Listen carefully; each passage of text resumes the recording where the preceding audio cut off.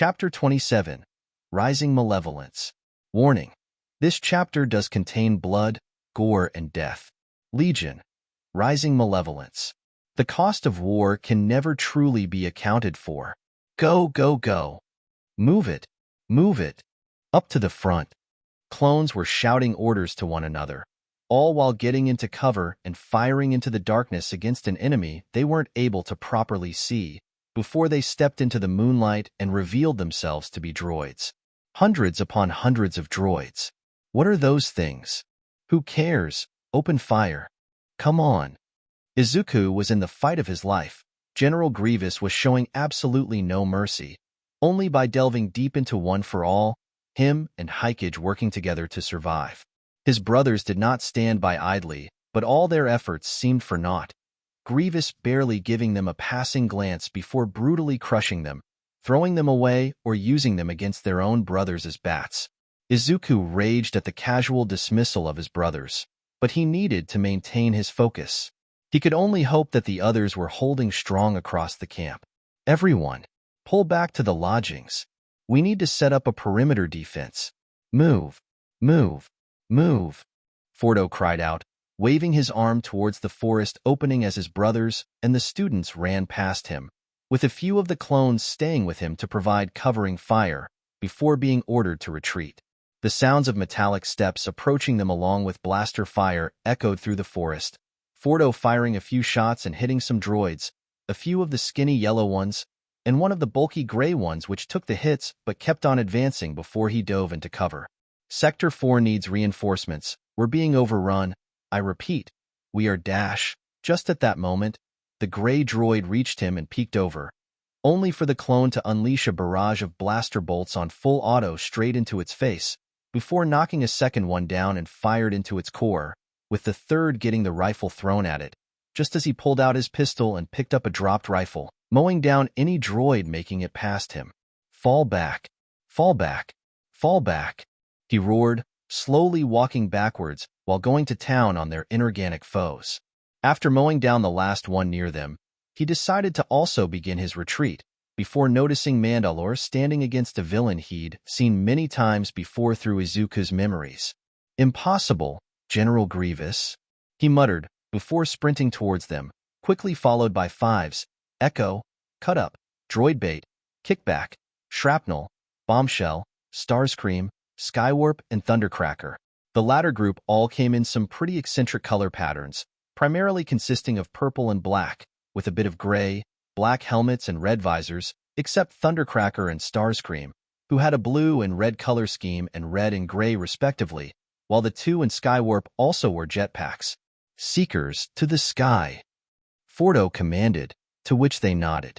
The latter trio flew up and drew dual DC-17s, while the rest of them kept on running towards the standoff. They couldn't hear what Mandalore said to the villain, but they did hear his response. Fools! I have been trained in the deadliest ways of combat, by Lord All for One, he bellowed, just as he held out his arms that then split into four as his quirk came into play, the two extra limbs grabbing sabers from his back.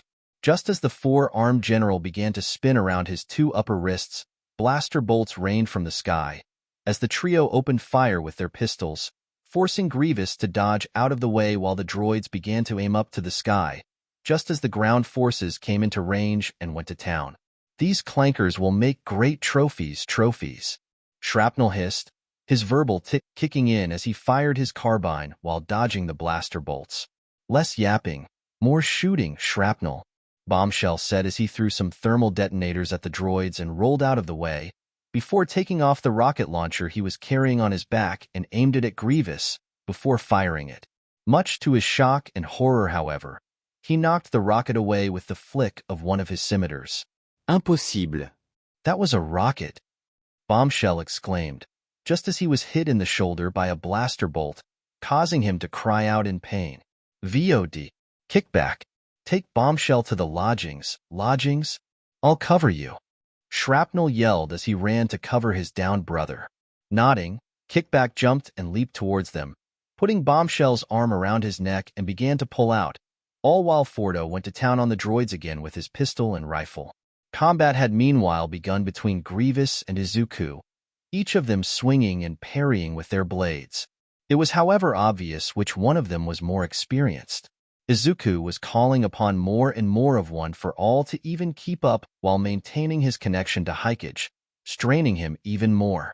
Fives, Echo, Cut Up, and Droidbait each fired their tow cables and began to pull, restraining the villain to the best of their ability, but were overpowered as he began swinging them around like flails before throwing them into the distance so they landed like a set of dominoes. Ugh, let's not do that again, Echo muttered. Come on, boys, get up. Fives yelled as he got up and helped the others to their feet. Fordo was of course busy fighting, and the trio in the air did their best to not get shot down, but out of the corner of his eye, he saw Izuku's blade get knocked out of his hands, Grievous moving in for the kill. The moment he saw that, he thrust out his wrist comm. Back up now, he yelled, just as a strange rumbling sound could be heard in the distance, with something bursting out of the foliage a few moments later.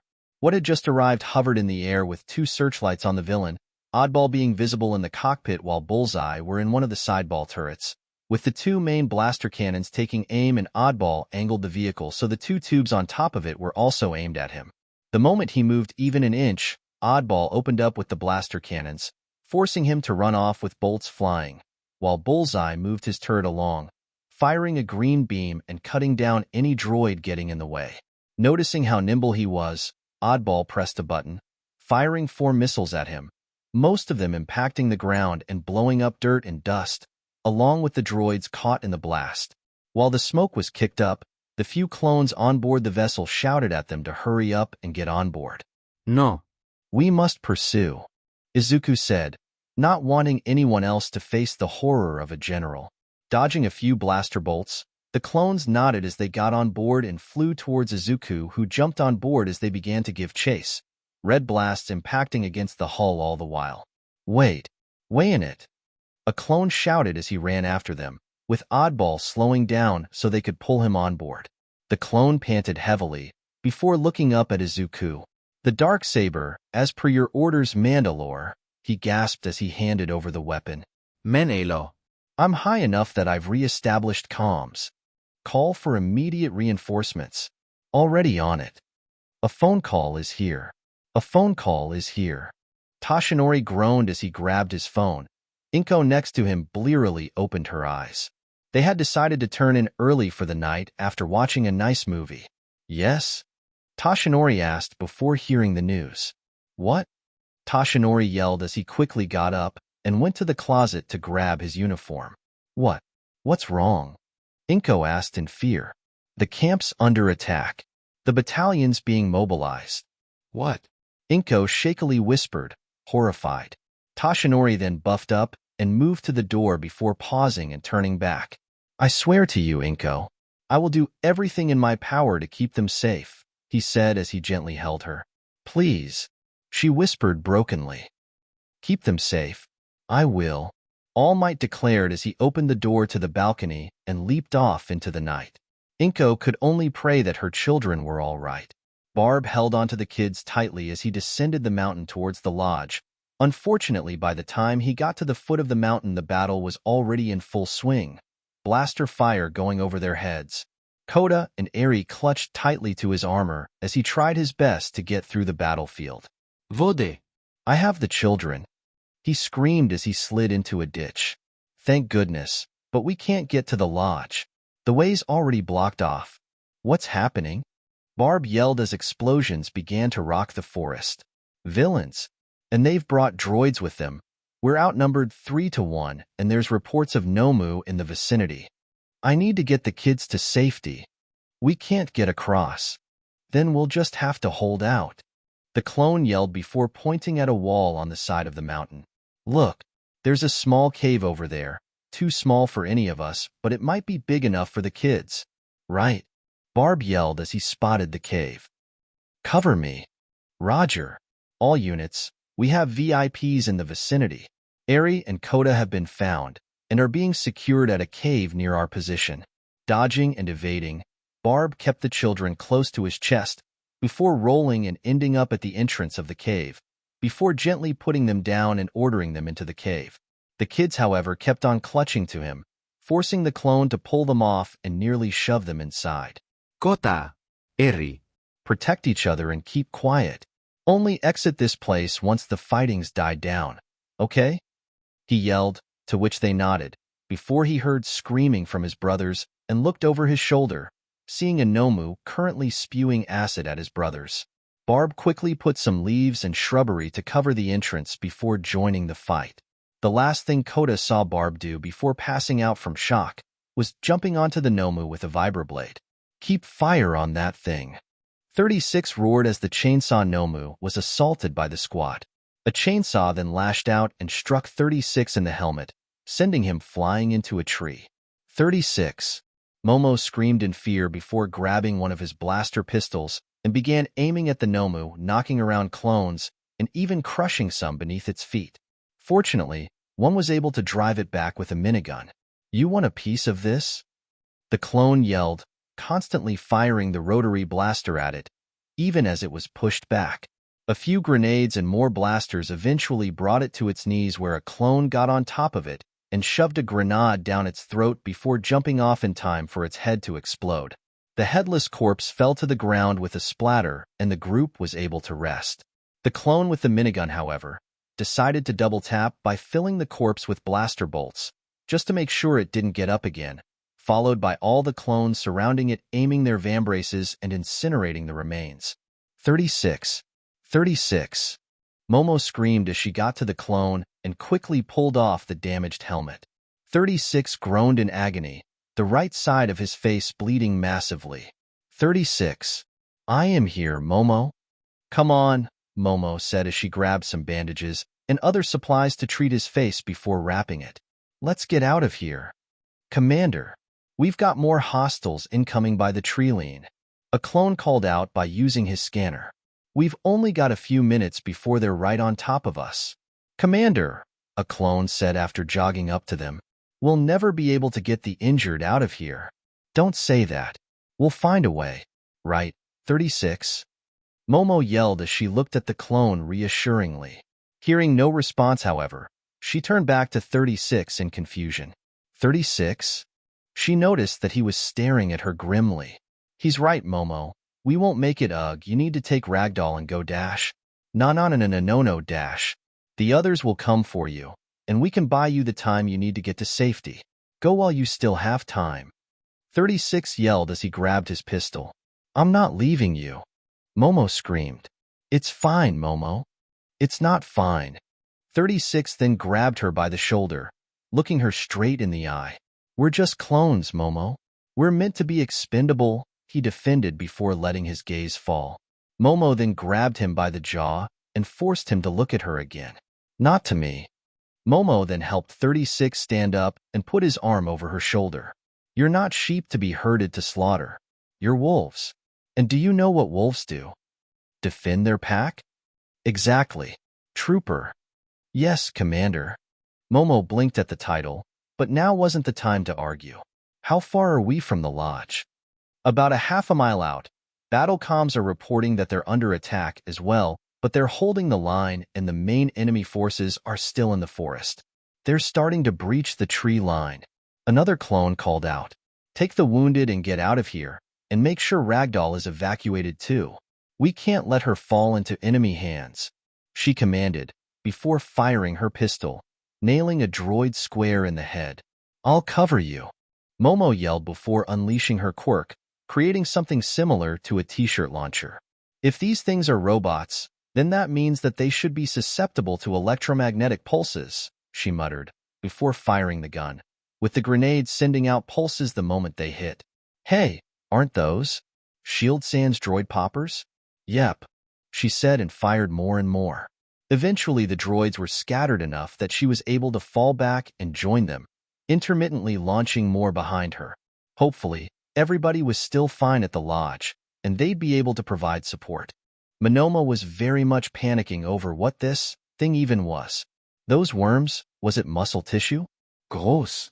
The blonde boy shrieked as the giant amalgamation swung one of its arms at him, barely managing to dodge out of the way as it kept on swinging, with one of the trees breaking when it hit it. That thing cleaved straight through the trunk. What the hell is this? he thought to himself, just as he stumbled over his own feet, with the creature aiming its arm cannon at him, the limb glowing a sickly green. Just as he let out a scream, someone jumped onto the back of the creature and began pulling, causing it to stumble backwards and fire the weapon into the sky. The person who had saved him turned out to be the clone that was assigned to him, with the armored teen pulling out his pistol and began firing into the head of the creature, trying to throw him off like a bull. A few minutes of struggling later, with Monoma having managed to crawl somewhat to safety, the clone pulled out a thermal detonator and forced it down the throat of the creature just as it roared, before jumping off in a backwards roll and landing in a crouch, with the monster exploding shortly after. Standing up, the clone looked at the now dead Nomu and Monoma with equal disdain, his armor covered in blood from the explosion. A Nomu without skin must have been in a world of hurt, he muttered, before turning his head to the blonde boy. Come on, we need to regroup. Hurry up before I leave you behind, he scoffed as he began to walk. Hold up. What the hell was that thing? Monoma asked as he began following the grim clone. Didn't I just tell you?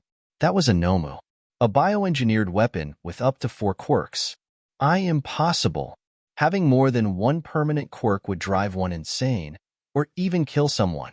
Exactly. What you just saw was a walking corpse, the clone said as they kept walking. Swallowing the lump in his throat, Monoma looked over his shoulder.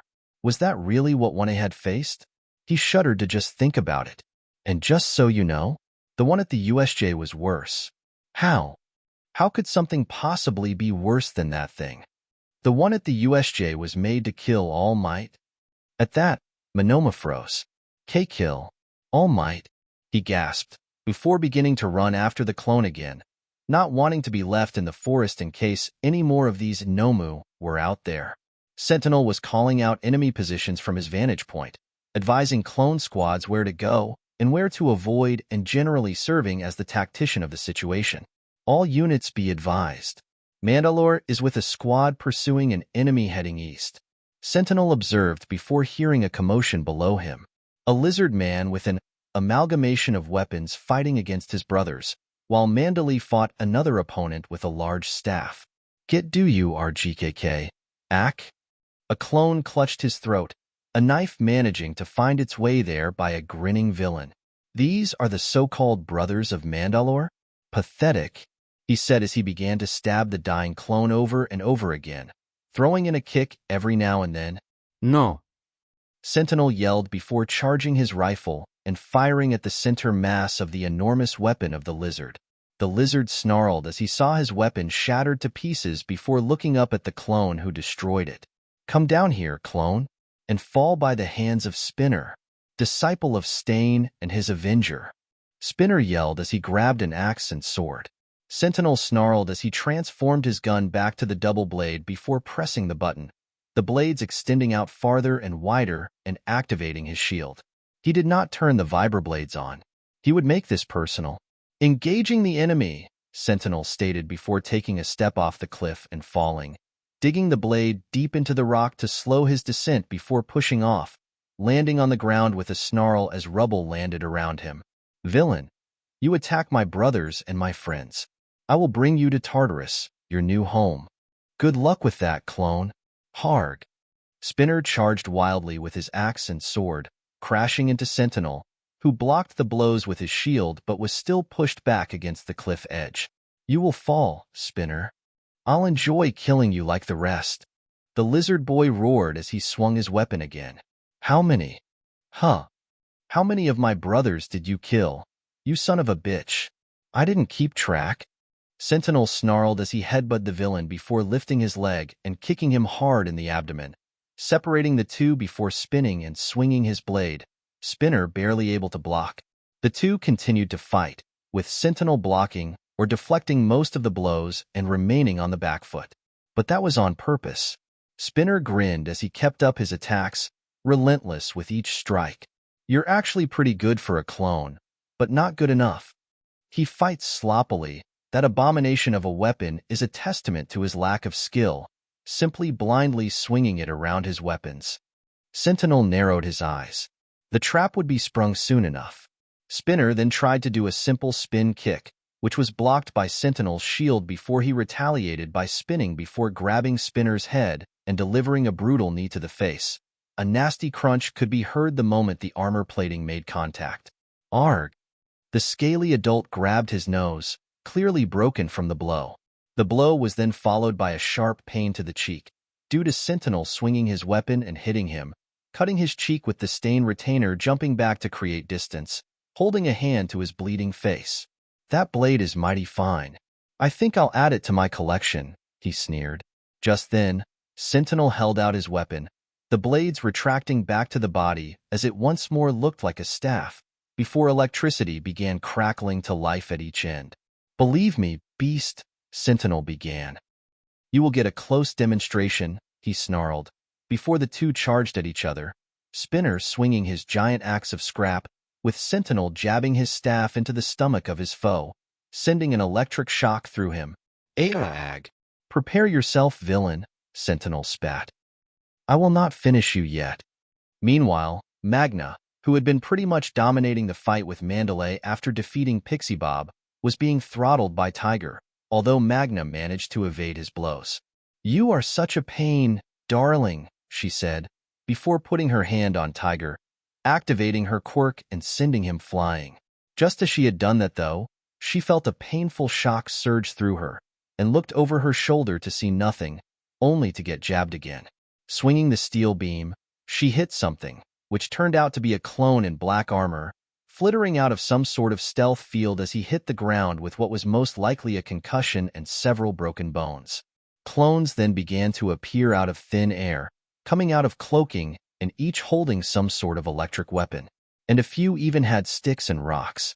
She had already tried and noticed that their armor was non-magnetic, and while her quirk could work on them, not on so many at the same time. Another scream caught her attention, and she noticed Spinner fighting, or rather getting pummeled by a clone, expertly swinging some kind of strange weapon a bit similar to what the clones surrounding her held, as each hit sent electricity through her comrade. Sensing something, she quickly dodged as a hammer-looking weapon was brought down on the ground where she had been standing just moments before, sending a small shockwave out. Now, that wasn't very nice, she growled, swinging her steel beam, while the hammer-wielding clone answered in kind with his hammer. While they clashed, another clone with electric batons ran in and smacked her in the side, sending a painful electric shock through her. Magna hissed in pain and thrust her palm onto the clone's chest and reversed his polarity, sending him flying into the forest with a cut-off scream. You think your fancy toys are enough to take me down? Think again, she'd said, before swinging her weapon again. Then perhaps my fist. Guh! Magna cried out as Tiger's fist went straight into her gut. I forgot about the pro. She coughed out spit before using Tiger's polarity to send him away. Back with Spinner's fight, he was starting to feel exhausted, and was noticing that his opponent was barely breathing hard. He let me attack on purpose. He's been in control of the fight from the beginning. Spinner realized with horrified shock, Sentinel chuckling grimly. So, you've finally realized, have you? Not so funny now, is it? Spinner snarled as he burst forward, wildly flailing his weapons, managing to hit Sentinel in the armor, even managing to block a counterblow and send Sentinel to his knees. You call yourself Stain's disciple? Don't make me laugh. But the latter merely spun on his feet and delivered another glancing blow to his midriff before catching Spinner's axe and sending it flying out of his grip. The VOD. Spinner tried to counterattack with his sword, but was blocked by the shield before Sentinel kicked his hand, knocking his hand back. We'll survive. No. Spinner yelled before screaming in pain as Sentinel extended the blade on his staff, electricity coursing through it, before driving it into his shoulder, and then twisted his wrist before pushing, tearing off Spinner's arm. Ag! Blood spilled out of the wound, and Spinner could only stare in horror at the half-cauterized wound. Sentinel then used his momentum to slam his shield into Spinner's face, knocking him down with a spin as he landed harshly on the ground. Spinner then began to crawl forward. Just a worthless ripoff of Stain. Sentinel yelled as he drove his blade into Spinner's other shoulder, threatening to take it out as Spinner's body was even slightly dragged up by the force of Sentinel yanking it out. Spinner groaned in agony as he got up to his knees, fear filling his being as he grabbed onto the clone's belt. Please. Sentinel snarled as he kicked the man off of him before deactivating his shield to grab his weapon with both hands. He's really going to kill me. Isn't he a hero? Die with some dignity at least, Spinner. Sentinel yelled as he thrusted down. At the last moment, however, his body began to glow and Sentinel was flung backwards. Magna then charged forward, heavily injured by the clones and Tiger working together. Spinner's body began to glow, and he was taken to Magna's arms as she fled into the forest, unable to continue fighting. One clone tried throwing a rock at the two, but it was sent back by Magna swinging her steel beam with enough force to knock off his helmet.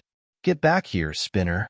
Sentinel roared in fury as he transformed his staff back to its bow rifle mode and shot at the two. Do not think that you can escape me. I will chase you to the ends of the earth. His voice roared out as the two ran into the forest, disappearing into the foliage. Shall we give chase, sir? A clone asked as they looked in the direction they ran. No. Let them run and live in fear. There is always next time. For now, let's gather our lost brothers, he said while folding his blaster back into its compact mode and put it on his back and went over to Spinner's last victim. Kneeling down, he put a hand on the body gently, quivering in a mix of rage and sorrow as he clenched his fist hard enough to draw blood. Forgive me, brother, he sighed, tears beginning to drip from beneath his helmet. Rising from the corpse, he then stared off to where the villains disappeared. But rest assured, you will be avenged. I promise, as the inside of his helmet put Spinner on top of his hit list. Surrender now, villain, and it may not be too painful when we take you in. 99 sneered at Muscular, who looked around him with glee at all the new victims he had. He was practically in heaven. Now where would the fun be in that, clone? There is nothing more thrilling than the smell of blood and carnage. He guffawed and charged at the ARC trooper, who began firing at him along with his brothers. The bolts were, however, absorbed by muscle tissue extending out of the villain's skin, much to the disgust of the clones who kept on firing, just as he swung his arm, sending a handful into the cliff wall, while smashing another one into the ground. Ridgway, get out of there! 99 shouted, just as Muscular grabbed said clone by the ankle and threw him off the cliff. Aya! Ridgway screamed as he disappeared into the treetops below. You'll pay for that, Shabir. One of the clones yelled as he took out a thermal detonator and ran towards the monstrosity, throwing it in hopes of it getting caught in the muscle tissue. The explosive was, however, knocked right back at him, exploding mid-air and knocking most of them off their feet. More clones began to fight with blasters, Muscular using his surprising speed to get between them and knock them away. 99 ducked as more debris was kicked up by Muscular, slamming his body all over the place only to dodge again as Muscular crashed near him, trying to slam him with his fists.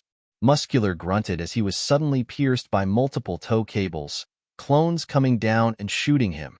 Muscular screamed in agony as the shots burned through him, but was still regenerating at an impressive rate to counteract them.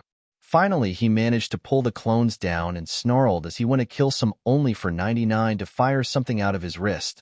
The cable latched itself onto Muscular's forehead, and a torrent of electricity cascaded through his body, fire being ignited in every nerve. The villain then thrust his head forward, somehow managing to send the electricity back at 99, who was knocked off his feet.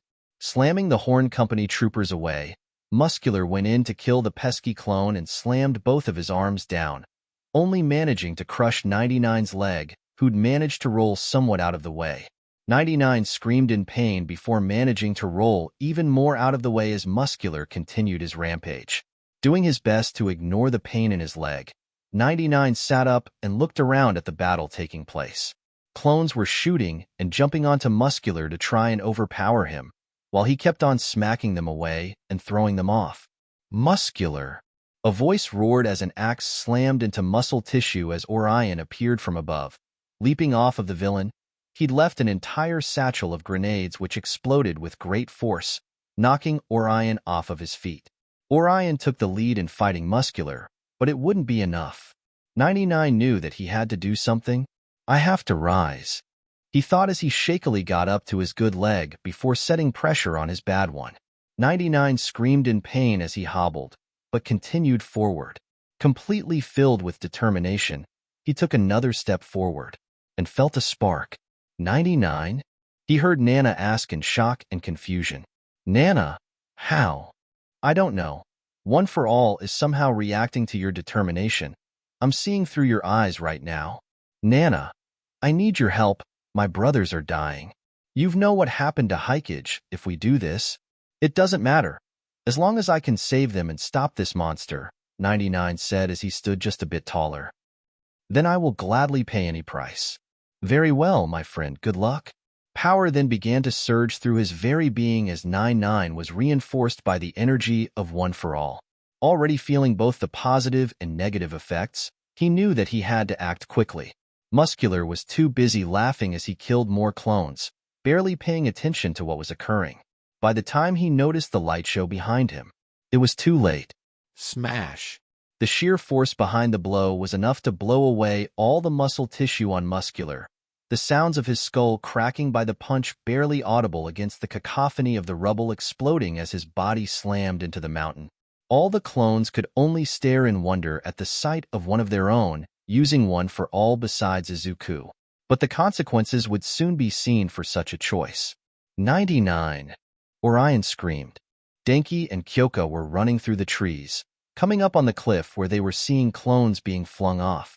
A change in the air, however, one very familiar to Denki, immediately made him tackle Kyoka to the ground as an arc of lightning passed over their heads. What was that? Kyoka asked as the two then rolled on their feet and got back to each other. I don't know, but that was some serious lightning. I haven't seen something like that since one of my mom's demonstrations. Ha ha ha. They heard echo throughout the forest before the trees rustled and another person approached them. Hello, Denki, the man said as he approached them. Who are you?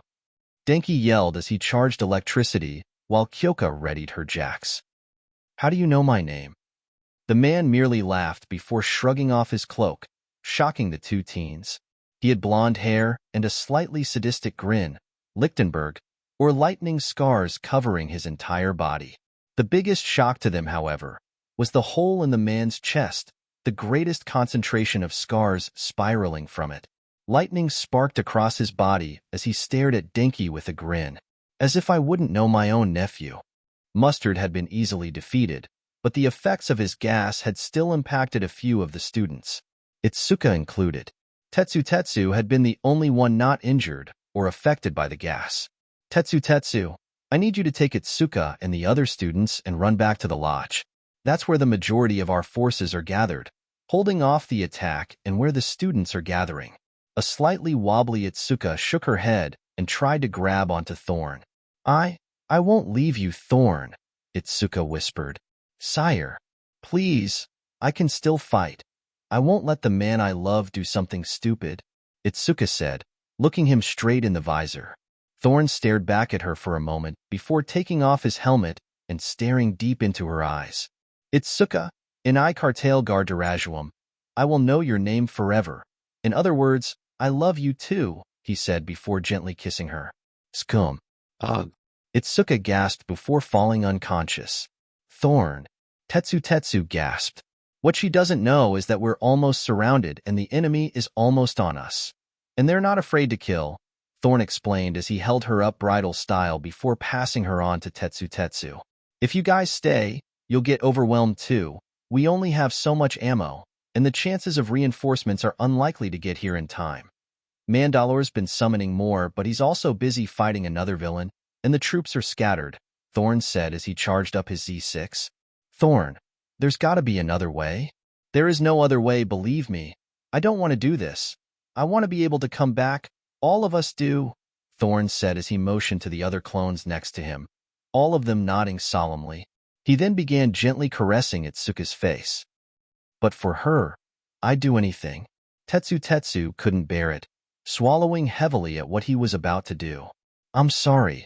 For everything? You are forgiven. Were things different, I think I would have liked fighting by your guy's side. Tetsu nodded before adjusting his grip on Itsuka, having her lean more heavily on him. And with his free hand, he saluted them, the other students doing the same. The clones quickly saluted back, and with a heavy heart, Tetsu took off, the other injured students following him. Thorn let his tears fall as he put on his helmet, and they started to set up defenses with what supplies they had. Incoming at the tree line. The slow, mechanical marching struck fear into their hearts. But they would stand tall. This is where we hold them. Thorn began, as the squads of clones lined up behind him. This is where we fight. They lined up their rifles in unison. This is where they die. The first rows of droids peeked through the forest marching towards their doom. Earn your colors, boys. Thorn roared. Oya. Remember this day, Thorn finished as he raised his rotary blaster as well. For it will be yours for all time. And as the droids approached, the fury of the VOD was unleashed, a sea of blue destroying droid against droid as they returned fire. At first, they managed to last well, brother standing with brother as they fired every single shot that they had, droids falling in waves against the onslaught. But one by one, the brothers began to fall. Kook. Arg. Mandauka. Thorn fired his Z6, droids falling in droves while they began to encircle him, as the barrels began to turn red hot. A few bolts managed to hit him and bring him down to his knees, but he continued firing as he got back up to his feet. For UA. Smoke began to emit from the Z6 as it began to glow yellow and melt before eventually it gave up and refused to fire anymore. A shot to the chest and back caused him to temporarily lose his footing as he planted his boots in the ground. Thorn snarled as he used it as a ram, slamming droids with its weight before it bent it half due to the heat and force used. Him finally tossing it at another droid before taking out his pistols and continuing to fire. Taking another shot to the shoulder, he pushed through the pain and continued forward, firing until his pistols clicked empty, and then using his blades to cut through more droids. Finally, he tackled one final droid before breaking off its head, the wires sparking from its neck. Thorn panted heavily as he got up to his hands and knees, blood pooling beneath his body from the multiple cracks and breaks in his armor. He finally looked up and noticed the field of corpses, both mechanical and brother. They had done it. The students would be able to make it to the lodge without worry of them being attacked from behind. He heard the laughter echo around him and shakily got up to his feet. He wasn't alone. Ha ha ha ha. Thorn looked around, grabbing his knife as he searched for the source of the laughter. From the darkness approached three figures, each being a young girl around the student's age, but with an insane grin on her face, and all three of them were absolutely covered in blood. Thorn raised his knife. You look so cute, so bloody, the first said as they began to spread out. Just like him, like Izuka-kun, the second declared as she licked her lips. But you're not him, you're a fake? The third pouted before grabbing a long knife, the other two grabbing other weapons. But it's so cute, seeing how far you went for love. I'll make sure to pay that redhead a visit. Ask for some tips? Thorn snarled as he charged forward, but in his exhaustion, he was slow and took a blow to the gut, his already battered armor cracking with the blow before receiving another to the side. Thorn knocked one away before using his vambrace to block a blow from the first, but another blow brought him to a knee before a jab forced him back up. The three struck him multiple times before one finally managed to stab through the armor and into his body. With a grunt, moved forward, the blade going deeper before going for the girl's throat. If she was willing to kill so easily, the girl choked before gagging as a knife entered it from his armor. With a gurgle, she backed up and fell to the ground before collapsing to mud. The other two, however, were not idle, bringing him down to his knees and stabbing his side and shoulder before forcing the blades deeper. KRRGHK. With another grunt, he grabbed a blaster on the ground and fired into the chests of the two remaining opponents. His weight fell onto one arm, the two bodies collapsing next to him. Thorn choked on his blood and with his last strength, raised his hand and pressed a button on his helmet. His arm finally gave out on him, and he collapsed fully on the ground. Thorn, thank you so much for taking me here. I love it. Itsuka says as she sees the walks through the gardens that some of the VOD had planted at Topeka dorms. I thought that you'd like it. I do. It's beautiful. she said as she passed her hand through some flowers. And so are you? Oh. Itsuka blushed but smiled at him. Very beautiful indeed. Would you like to go out for dinner tonight? I'd love that very much, Thorn. The last thing he saw before he felt the warm embrace of his brothers was Itsuka's radiant smile. For Itsuka, Toga Himiko walked forward, stopping near the last clone to fall. Twice clones had lasted pretty well against this one clone, but he ended up taking them with him. Seemed to be a quality versus quantity thing. She'd seen him interact with that one red-headed girl that had been taken by the steel-haired boy. The kiss they shared. She'd have to ask her about tips for when she found her Izuku-kun. So bloody, so good. The sports festival, Stainy. And if your clones can be as good as him. Himiko smiled widely, her obsession in full. I can't wait to meet the real you, Izuku-kun. Monoma shrieked as he ducked below blaster fire and crashed into the dirt. The sounds of clones fighting, dying, explosions, and more echoing all around him. He felt a hand harshly grab his arm and pull him up before being dragged by to another encampment. We've got more droids incoming. Reports of a killer squad that has more movement and deadlier weapons. We need to get Monoma back to the lodge. FWE. Incoming. Boom. Multiple casualties. We've got more droids incoming. Get the wounded out of here. Droid bait is down. Get a medic. FWE. Incoming. Boom. Everything went black. Katsuki had to admit. For a clone, this one certainly had guts. Although it had protested staying out to fight, seeing his stubbornness had instead joined him in the fighting, providing cover fire and relaying positions. He could almost respect it. But then they started to get surrounded and the clone was becoming more and more insistent on retreating.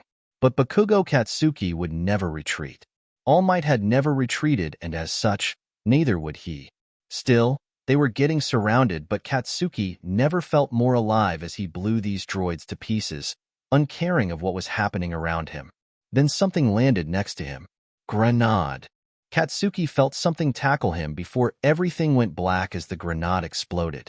Inside the lodgings, students who had managed to make it back were holding tight under Vlad King's orders, while he tried to re-establish communications with UA for reinforcements. Recently, Momo had arrived with 36 and what remained of their squad, a few having died along the way or from the initial confrontation.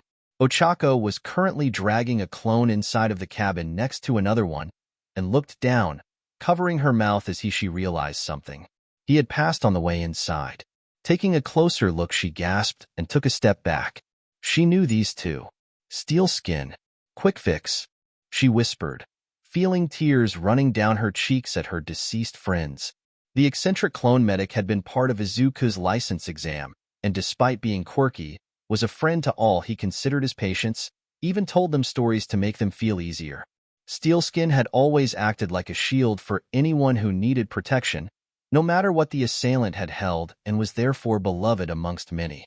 The injured had been treated, and those who could fight headed outside to help with the defensive efforts. Those who couldn't be saved. One part of the room had sheets with boots sticking out from them. I'm so sorry. She sobbed as she slowly covered the bodies, tears flowing freely. Blaster fire could be heard from inside, and finally, Ochako decided that she couldn't just sit there and do nothing. Wiping her tears, she began to equip herself with parts of her costume that only took moments to put on. All right, everyone, just outside Izuku and our friends are fighting for their lives. And I'm not going to sit on my ass all night and do nothing. Who's with me? Ochako shouted, to which the others raised their fists. Oya! Hold it! Vlad King roared as he blocked the door. I cannot allow you to risk your lives. Stand down, he ordered. Mandalay already relayed the order from Eraserhead that we're allowed to fight back, and I refuse to let more of the VOD sacrifice themselves for us. They're our friends, our brothers too. Ochako yelled back as she grabbed a rifle, and then tossed it to Ken, who stared at it and her in shock. So you either join us, or you get out of our way, Ochako ordered, defiance in her eyes and in the eyes of the students still there, all of them with weapons. Vlad King growled, but finally relented. Fine. We're going to talk about this later, though. Fine by me. They charged forward and headed outside to see where the clones had set up multiple barriers and were firing against the droid hordes at the edge of the forest. "What are you doing here?" a clone asked in horror. "We're here to help. Open fire." With a roar, the students opened fire on the droids. While not all shots were the best, there were so many droids that it didn't matter where they shot. With the students in the back, a few clones moved forward, charging into the fray of some droids that had gotten too close and into melee. What one clone hadn't thought about, though, was that punching metal wasn't exactly the best idea, with the guy barely able to scream in pain before getting shot. Yui ran to the fray, being surprisingly athletic as she readied her vambraces, knocking down droids left and right, before backflipping and opened one of the containers on her belt, small detonators falling into her palm, before she threw them and put her fingers together, making them grow in size before they exploded. Making her way back to friendly lines, the silent girl ducked in cover and looked at the clones next to her, before nodding and pressed another one of her containers, this one also holding detonators, and handed them out. Several clones tossed grenades into the fray, either exploding or frying the droid circuitry. "Crap, those big ones don't go down easily, RGH. Belle. Yui cried out as she saw her friend get hit in the shoulder, making an emotion bubble up in her that she hadn't felt in a long time. Rage. Standing up, she locked her vambraces together as she charged up her super move. "Ultra Beam," she cried out, as the blue beam fired out of the vambrace, cutting through swathes of droids before the crystal gave out. Unlocking her vambraces, she hissed in pain as she felt them burn her due to how much energy that had been put into the blast. Panting heavily, she suddenly felt a sharp pain in her stomach and looked down to see a glowing hole there, before her vision began to go dark, only hearing the screams of her classmates and friends call out to her as she collapsed. Monoma woke up to chaos and confusion. His vision was blurry, and he had this constant ringing in his ears that was honestly pretty annoying. He could see one of Midoriya's clones shake him. Why was he bothering him now? Didn't they have anything better to do? The clone shouted something at him. What gave him the right to shout at him? Looking around, he saw a lot of other clones on the ground. Were they asleep? Why would they sleep on the ground? The clone facing him looked up to another and said something else before he felt hands grab under his armpits and start dragging him away. He tried to shake them off, but he felt so weak and tired. So tired. Monoma could only stare as he saw the clone that had been with him take off his helmet for some reason, not noticing the shattered visor. Something he did notice was something that looked like scorch marks on his armor. The clone stumbled forward and grabbed a rifle before opening fire at some kind of thin, black droid, the machine crumpling under the onslaught. He noticed another one with some kind of sword attached to its wrist go for the clone's back, only for him to slam its head off with his elbow before firing a few rounds from his pistol into its chest. "Hey, clone. What's your name?" He tried to put it into words. "Mgble, Fur, M." More blaster fire from the side caught the clone's attention, and he opened fire before taking a few hits by another blaster, eventually using both his rifle and pistol to take out the droids attacking him. "Can't you hear me? What's your name?" Nete, ye, am. Another droid charged forward, kicking the helmet a bit and pushing the clone to the ground before being kicked off. Another going for the side and being punched away before the other one returned holding a blade and jumped into the air to thrust down. "What's your name?" Monoma, however, lost consciousness shortly after. Reiko and her group, including Shishida, Kirishima, and Ojiro alongside a small squad of clones, had received the report of Grievous attacking Mandalore and then being forced on the run. So, they decided to help and set up a trap. Unfortunately, things hadn't gone so well for them. Grievous was brutal, immediately bursting out of the forest with such speed and ferocity that within seconds he was on top of them. Kirishima was the first to fall, having charged ahead with his quirk with a roar only to have his head crushed into the ground by Grievous using his clawed foot. "Get back!" With his cloak having flown up in the air, all were shocked to see his body be completely mechanical like the droids before he leaped up and disappeared. The group joined back up together, only for Grievous to land between them and begin his attack. He was swift and brutal, using his body to his full advantage, spinning his torso to deliver brutal swipes with his claws, using his hands as feet and fighting with his clawed feet. Yet he hadn't even used his swords, finding them unworthy of such. Ojiro did a spinning tail blow that landed against Grievous' forearm, the latter then grabbing it and slamming Ojiro into the ground before throwing him into a pair of clones with such force they crashed into the trees.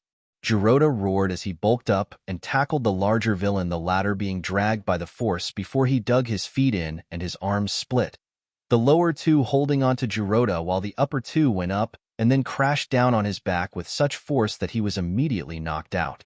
A clone tried to attack him only for Grievous to use his foot to grab him by the helmet and slam him to the ground with crushing force before another clone was grabbed and he did a handstand, flinging them away. Phantom and Spectre managed to get on top of Grievous and actually bring him down, punching him in the face mask, which made the villain growl as he flexed and sent them flying. Phantom landed harshly on the ground and gasped as he saw Grievous about to spear him with his claws. No. Reiko screamed as she came from the side and blocked with one of Grievous' own scimitars. What? Grievous said as he looked down and saw the missing blade from his waist. How did you dash? Reiko screamed as she pushed the foot back before going on the offensive. Although unused to the weight and shape of the blade, she still put up a decent fight. Ah, you know Cho, youngling? Hearing him say the name of the technique passed down in her family for generations made her eyes widen. How do you know the name of this technique? She demanded, just as he brought one of his scimitars down, the ghastly girl blocking the strike. The blades grinded and Grievous slapped her away, but she quickly got up and continued to fight. She was outclassed and outbladed, but damn if she wouldn't fight for her friends. Grievous toyed with her as well, strike after strike, even adding a few spins for extra force against her. Reiko was getting exhausted, and her quirk wasn't of much use right now except for little tricks and pitfalls to make him stumble. Finally, Grievous had enough and grabbed her by the throat, growling with each step he took as he raised her up. Ugh, This is all you have to offer? I'm sorely disappointed. Grievous mocked before an odd sound made him look around in confusion. Shrai! A blur of green and black burst between them and Grievous snarled as he was pushed back. Looking at his hand, he saw that it had been cut clean off, and since he'd recombined his arms, he was down too. Mandalore appeared, darksaber in hand with Reiko by his side, coughing as she tried to regain her breath. Ah, Mandalore, I've been waiting for this. Grievous, I never imagined that you'd be so mechanical, Izuku said, honestly horrified by what the villain was. You can blame your hypocrite of a master for what has been done to me. I will take great pleasure in taking revenge for me and my people by destroying that which he loves. Grievous said as he grabbed two of his scimitars and charged. I'm gonna need your help here, Yanagi, Izuku said, the girl nodding as she called a scimitar to her with her quirk and they attacked. The two worked together surprisingly well, but it was obvious that even without two hands, Grievous was still a superior opponent, practically dancing between the two, blocking Reiko's strikes and completely dodging Izuku's. Izuku grunted as he was slammed to the ground with a foot before being launched away, but he quickly righted himself and got back into the fight. #Mandalore, grab Yanagi and move out of the way on my signal. He heard through his comm before going for another attack. He could hear the flying machine in the distance, really need a name for it, and readied for the signal by getting closer to Yanagi. #now. Izuku turned off the darksaber and immediately grabbed Yanagi before jumping out of the way as a salvo of rockets impacted right where Grievous was, sending the villain flying. Arg! You dare! Grievous snarled, many pieces of armor and machinery falling off of his body. The sight of the ship coming closer made him growl in defeat before he scurried off into the forest with all of his limbs, the ship firing its guns at him again. You haven't seen the last of me, Mandalore. Nor you, child. Grievous roared before disappearing completely. Should we pursue? Reiko asked, panting heavily from the exertion. No. He's heavily injured, which means that the villains probably called for an extraction, and if this is Shigaraki's doing, then most likely Kurojire's taken him away. Come on. We need to get the injured back to the lodgings and reinforce them there. Nodding, Reiko followed Izuku and some clones carrying stretchers towards the downed students and brothers. As they got on board, Oddball began speaking over the comms. Hashtag I think I'll call this one here negotiator. Hashtag he said, much to Izuku's confusion. But you just used this. Izuku trailed off before Reiko cut in. Low-altitude troop transport. Right that, Izuku said, going with what Reiko said. To shoot him. Hashtag aggressive negotiations. Ever heard of gunboat diplomacy? And secondly, that's a good name. Think we'll shorten it to L80 though. Oddball said, before they took off again. Look, Reiko called out as she pointed to the distance to where a group of villains was escaping. I'm on it. Take the wounded back to the lodge. Izuku said as he charged up his quirk and jumped out. Roger. Katsuki woke up with a groan, barely remembering what had just happened. Whatever that grenade was had packed a serious punch. If he wasn't wrong, he'd been sent flying a good distance. His vision was slightly fuzzy, and his ears were definitely ringing, but overall he was still mostly cognizant. He saw the clone slumped over, leaning on a rock, and began to walk towards him. Hey clone, get up, still gotta fight? There was no response. Hey clone. He kicked his leg. Katsuki growled as he then yanked the helmet off. Get up, he yelled before gasping and falling back in shock. Dekka's blank eyes stared back at him, blood trailing down his lip. Why don't you take a swan dive off the roof? Scream. That was all the clones could do as they ran in zigzag movements in between the trees, dodging the blade-like teeth shooting out from the mouth of the thing in the sky in a straight suit, looking like a gigantic daddy long legs. Whenever they tried to fire, the villain would move too quickly for them to get a bead and they'd miss their shots. Come on, Cutter. Haul us like you've never done before. Slash screamed as he dodged a blade, nearly stumbling in the process. I'm trying. I'm Terry Arch. Cutter screamed, just as one of the teeth flew down and cut off his left forearm, causing him to fall down as he clutched the wound. Cutter. Bastard. Slash roared, firing his blaster rifle at the villain whose retort was to slice and dice the weapon into several small pieces. Just as one flew towards him, he clapped his hands together and caught it inches from his visor. Kill it! Kill it! More of his brothers screamed as they desperately fired up at the thing, both with blasters and vambraces. Suddenly, a roar rushed through the air, the clones turning towards the source of the noise with their jaws dropping at the sight. Dark Shadow was out, but she wasn't her usually adorable self. No. This was a monster on the loose. Moonfish, of course, just saw another meal as he wandered towards it, only to get swatted into the ground like a bug by the sentient quirk. The moment he landed, the clones' blasters clicked and hissed as they pointed the weapons at him. One of them clicked his fingers, and they opened fire, the night being lit up by the blue plasma tearing into the villain, soon reducing him to a smoking pile of holes. Target eliminated. Somebody help Cutter. The rest of us will go to help Tokoyami and Dark Shadow. Sir, yes, sir. The other clones shouted as one ran to Cutter, Bacta in hand, while others turned on their headlights and aimed them at the quirk, firing their blasters near her but purposefully missing, as they didn't want to hurt her nor fumigage, only needing the light to make her shrink. Come on, girl. Calm down. Calm down. One shouted, as they ran around the rampaging quirk in circles, with Dark Shadow gradually shrinking until she was down to her normal size. Hey, Tokoyami, are you all right? Dark Shadow? They asked as they flocked around them, the bird-headed boy immediately thanking them for helping with getting his quirk under control. I'm so sorry, Dark Shadow whimpered, while one of the clones just gently stroked her head to comfort her. It's all right, girl. All of us loses control every now and then.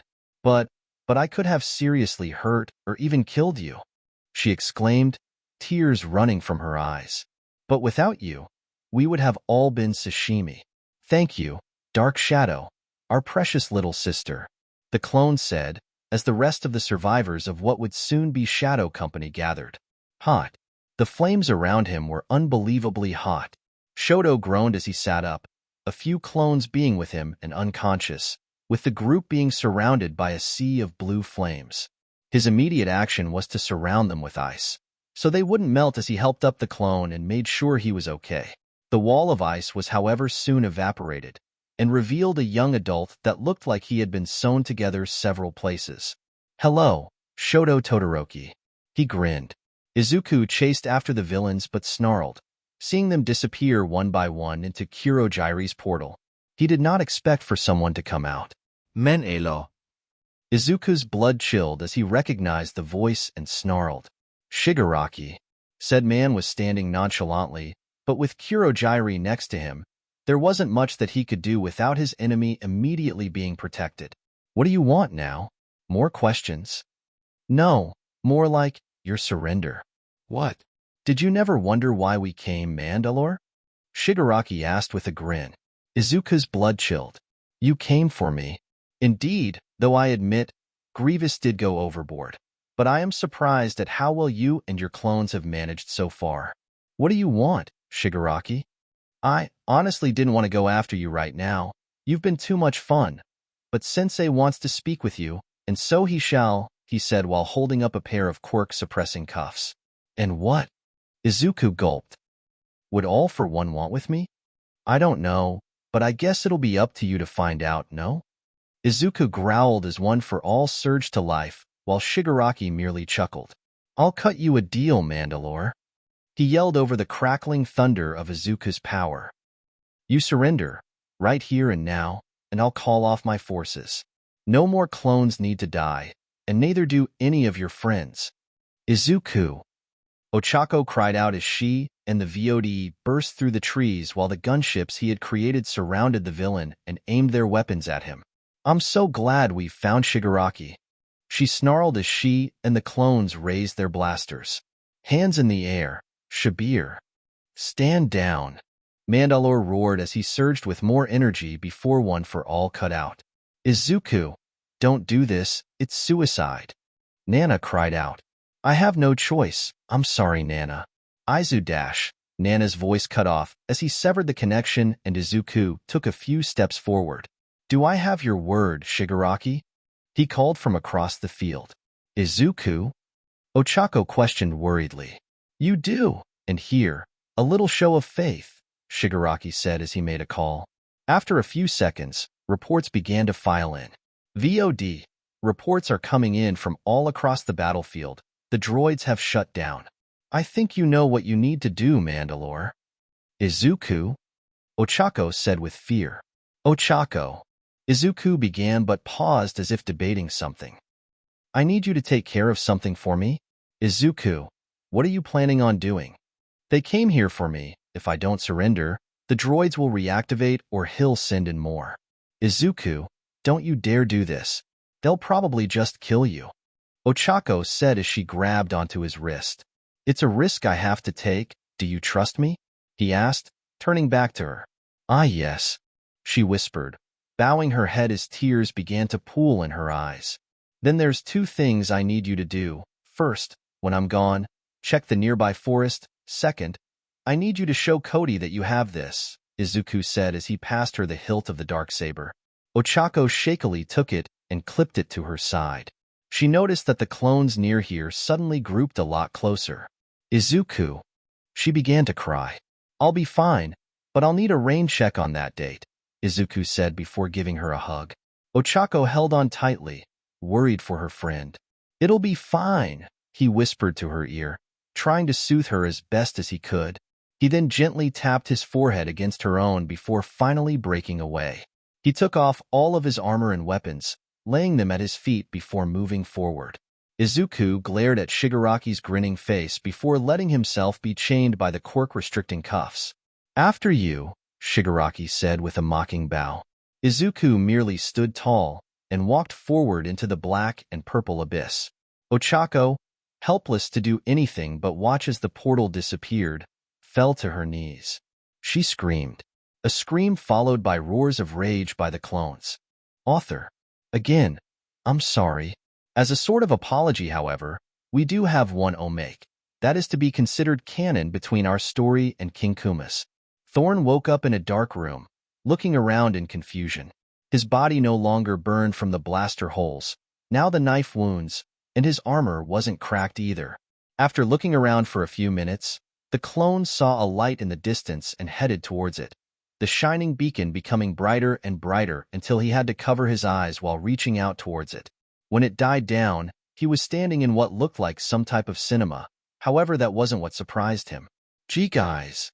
In front of him stood the entirety of 1A and 1B along with some pro-heroes. However, his eyes quickly caught someone else. Jijango? Fordo?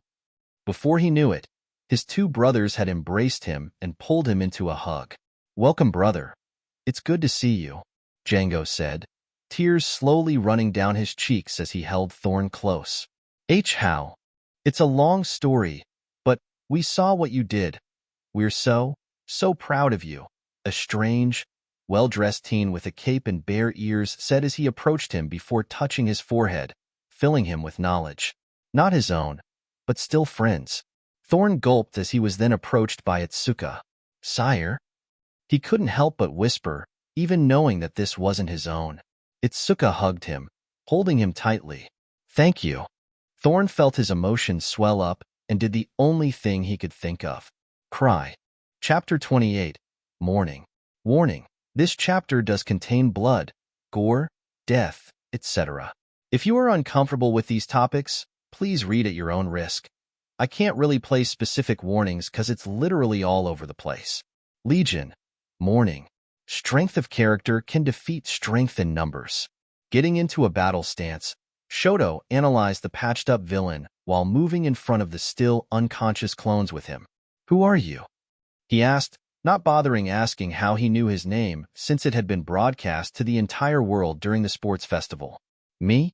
No one special. Just someone with a vendetta against that fiery turd Endeavor.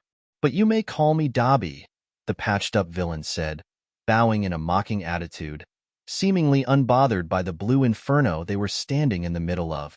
If your vendetta is with that bastard, why have you come here? I've never even met you before now, Shoto said in his usual monotone voice, while noticing slight movement from one of the clones he was guarding. I thought that would be obvious. That flaming blowhard is too hard to reach right now, so what would be the best way to hurt him instead? Why? Turning his pride and joy to cinders, of course. Dabi sneered as blue flames engulfed his right hand, before thrusting it outwards, sending the torrent of fire towards the young Todoroki, who responded by creating a wall of ice mere moments before the inferno hit. Gritting his teeth, Shoto decided to nudge the clone with his foot, trying to wake him up. Get up. This wall won't hold forever, and we have a villain at our neck, he shouted, while the clone groaned and slowly began to get up. What's your name, trooper? Huh. I asked what your name was, Shoto repeated, setting up another wall to give them even a few more seconds of time. Nitro, sir. The moment this ice cracks, get ready to move. Nodding, Nitro reached down to his hip to grasp his pistol, only to find it gone. Dankfertig. Must have dropped it. He thought as he readied his vambraces just as the wall cracked, the duo jumping out of the way of the flames and landed separated. This fiery bastard picked the wrong clone to mess with. 2 against 1? I like those odds. However, the only real danger here is you, son of Endeavor. Dabi spat as he unleashed his flames again, trailing Shoto, who froze the ground to evade the flames. Hearing the clone sprint towards him from behind, he rolled his eyes and raised his other arm, not even bothering to look at the small distraction before he incinerated him. However, instead of feeling the familiar pain of scorching heat, he instead felt the pain of biting cold, a sensation that made him snap his head towards his left hand, which was now frozen solid, while the clone had his arm raised and some strange liquid dripping onto the ground from his wrist gadget. The hell did you just shoot me with? Dabi bellowed, too busy to look at his hand to notice Shoto having moved in close before getting punched in the face, sending him flying into a tree which the frozen hand shattered against, and he screamed in agony. Grasping the arm that now missed the hand, he glared at the duo with hatred, his eyes once again demanding what he had been hit with prior to the punch. What? Never taken any chemistry classes? What I shot you with was none other than good old liquid nitrogen. The clone replied like it was common knowledge. You picked the wrong place today, Patchwork. Groaning in pain, Heavy stumbled through the forest, dragging Sasha with him. He and Thorne's group had gotten separated during the gas attack, where droids had arrived to intercept them when they were searching for the brat. I hope Thorne and the others are okay. Damn it, I should have taken down those clankers faster so I could help them. He admonished himself as he held a hand to his side where he had been shot and was currently bleeding from. Where did they come from? How did they get blasters? How did they get these numbers? These questions flooded his mind as he tried to find his way back to the lodgings. Suddenly, he heard the all-too-familiar sound of blaster fire in the distance. Lots of it. Ignoring the pain in his side, he picked up Sasha and rushed towards the sounds of battle that gradually grew louder and louder, until he came into the opening where the lodgings were currently under siege by the droids. Pressing the trigger, the rotary blaster's 6 barrels began to spin, before they unleashed a hailstorm of blue bolts into the droids, cutting down swathes of those about to overrun the defenses, as he made his way towards the makeshift trench system that his brothers and the students had made. Look, it's heavy, one of his brothers said, with several of them calling to him to hurry up, soon joined by more of the students, all while blaster bolts flew around him. Just before he reached friendly lines, he felt a sharp pain in the back, knocking him down, with Rin and Mayhem jumping out and helping him inside. The chaotic clone throwing detonator after detonator from 2 bandoliers across his chest to disrupt the enemy lines. Push forward, you tin cans. Hold your positions. Someone shouted over the raging battle. One clone stuck his head up and lowered his helmet binoculars, seeing a man dressed in a full black bodysuit with gray accents and red wristbands. What do you see, Scope? 36 asked his brother. I think I might have spotted their commander. With the way he contradicts his orders, he probably has schizophrenia, Scope said, just as another detonator exploded. Crouching his way over to another side of the trench, he put a hand on the shoulders of Keeley and Pony. Pony, Keeley, we've spotted the enemy commander. He's about 20 clicks away from our position. Think you can take him out? Will be difficult, but we try. Pony nodded, as she made one of her horns pop off and fly through the lines. 36. I can't let you endanger my students. I'll go. Ken bellowed above the noise, with 36 nodding and wishing him the best of luck as he went over the top. Waxer, Boyle. Provide cover for Ken-sensei. 36 commanded the twins. You got it, they said in unison as they adjusted their blasters for precision fire, taking down any droid trying to shoot the teacher. In the midst of the chaos, Phil was currently putting pressure on the blaster wound Yui had suffered. Come on, Yui. Stay with me. Phil begged as he looked around everywhere for a Bacta patch to close the wound with, while a small trail of blood ran down the corner of the Ravenette's mouth. Come on. I need a medic. Phil screamed before Momo slid over to where they were and began to produce medical supplies. Here. I don't know the chemical composition of Bacta. Recovery girl's still analyzing it exactly, but I have had training, Momo said as she then began to work on Yui. Phil, I'm scared, Yui whispered as she held tightly to his hand. Easy, Yui, I've got you, Phil said as finally. A medic slid over as well and applied Bacta in conjunction with Momo's treatment. This is gonna hurt, Momo said as she applied disinfectant. Ayaha. Blaster bolt was a clean hit, and it's already cauterized the wound, but there's still bleeding. She needs a medevac, the clone said as he covered the wound with Bacta and began wrapping it as Momo and Phil held her still. The flyer, Momo exclaimed. I saw it earlier. Izuka summoned a flyer. Then we need to call it over. I've let them know. They've just finished driving General Grievous away. General Grievous? Momo exclaimed in shock and fear. Yes, Mandalore and Yanagi have managed to fend him off with help from the flyer. They're on their way now, but damn it, Mandalore's gone off in pursuit of villains. That idiot. I ought to dash. No time. Transport's on its way. The metaclone declared before using his comm. All units. The flying transport is on its way to the lodge. Get the injured students and staff on board so that we can get them medevaced. Ochako. No. An explosion erupted nearby and sent dirt falling around them, Phil covering Yui's body with his own. Hashtag all units. Ochako's gone after Mandalore. Squad 1. Go after her. Hashtag. Those two really are meant for each other, Momo growled as she launched a few droid poppers to the enemy. Neither of them have common sense. Any luck with reinforcements from UA? The flyer managed to get high enough that whatever's blocking our signal didn't affect it. A few more minutes of battle and chaos went by, the united group managing to do what they could against the forces. Vlad King had managed to shoot the enemy commander with a blood spike, but he dodged and retreated. More droids closing ranks and forcing Vlad King to retreat back to the defensive line. We've got something incoming on the horizon. Smash. An earthquake of tremendous magnitude erupted from the epicenter, sending a shockwave so powerful that droids were atomized, crumbled into pieces, or were blown away as the distance increased from the epicenter. I am here. All Might roared in fury. All Might. All Might's here. All units. All Might has arrived at the scene. Where's Mandlor? All Might asked after quickly disposing of the droids in the immediate area. Pursuing after the villains, sir. But we need your help. There's still hundreds more droids left in the forest. We've got a bunch of injured, but we can't evac them without risk of the flyer being shot down. Flyer? New vehicle there. It's on its way.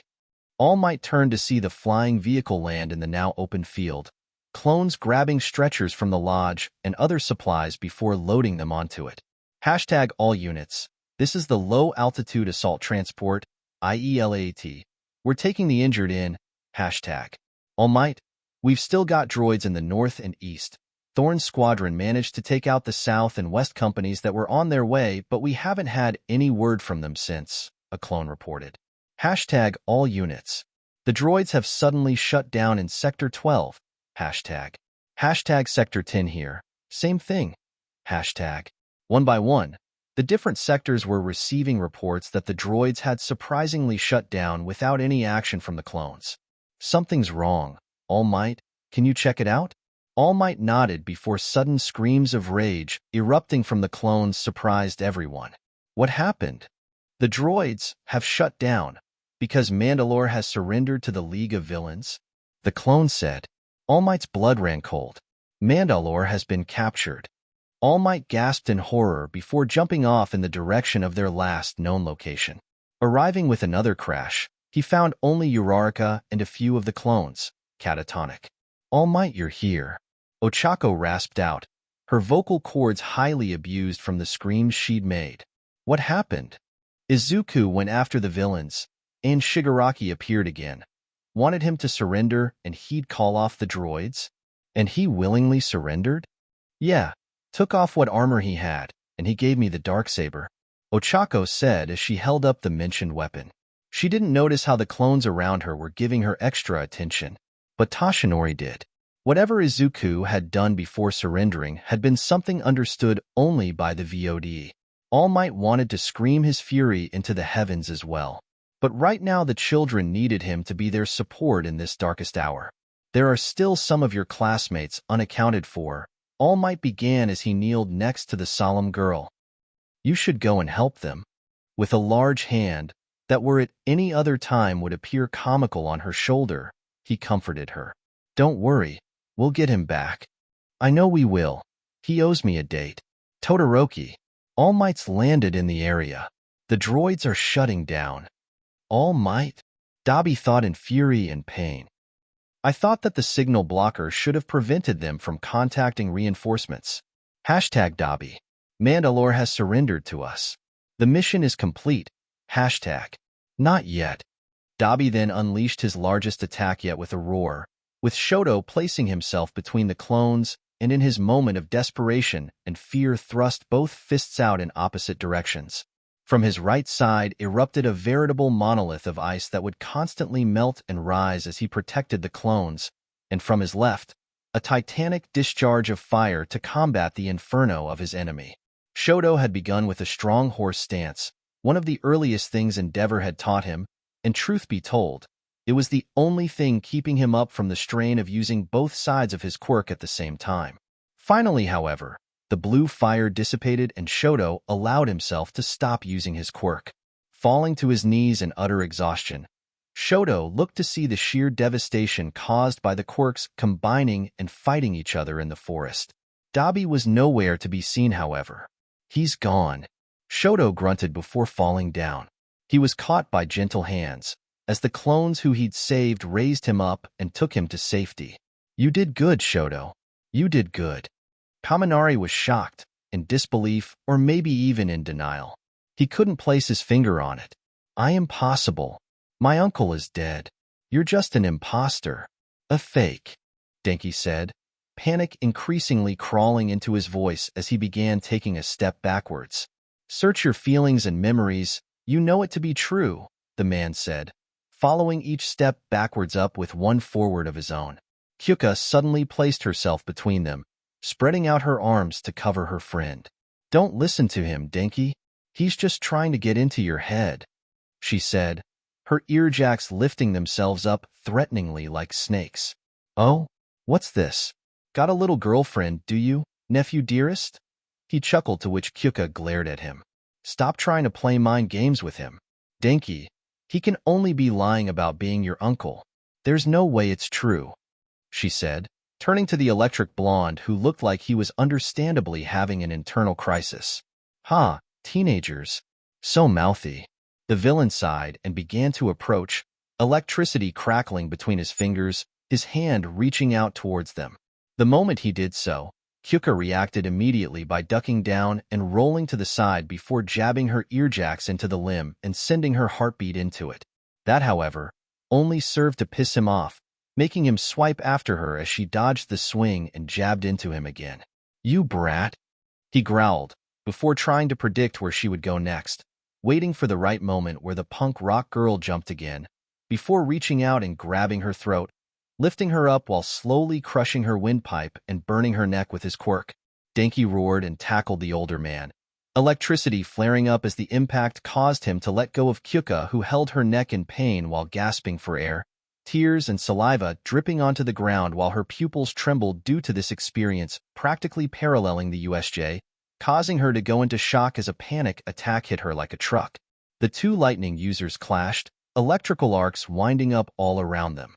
Sorry, my boy, but I'm afraid you'll have to use a lot more than that to affect me. You can thank your mother for that, actually.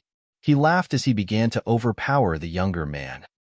I never thought that I'd be grateful to her for anything, but she really helped me develop my resistance. He grinned, looking down at his nephew, whose eyes soon filled with terror as the older man grabbed him by his face and smacked him into the ground. Denki growled as he held onto the man's hand.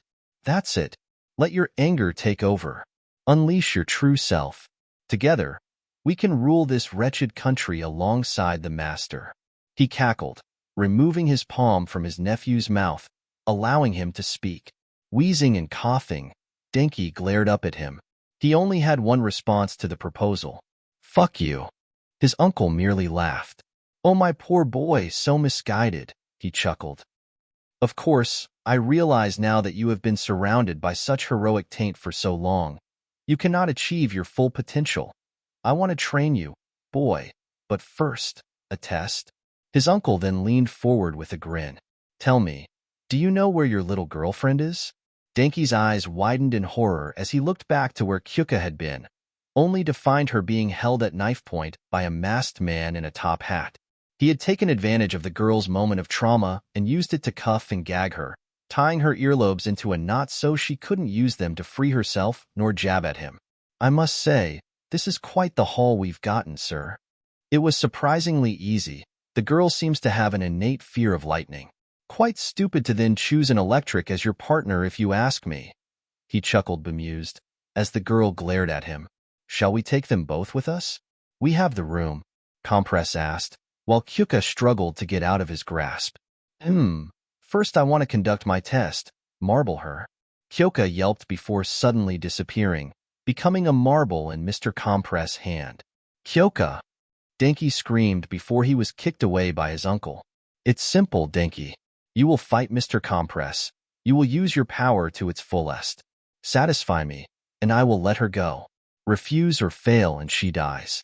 Denki snarled as he got up to his feet, already feeling the effects of his negative emotions on his power. I have to maintain control.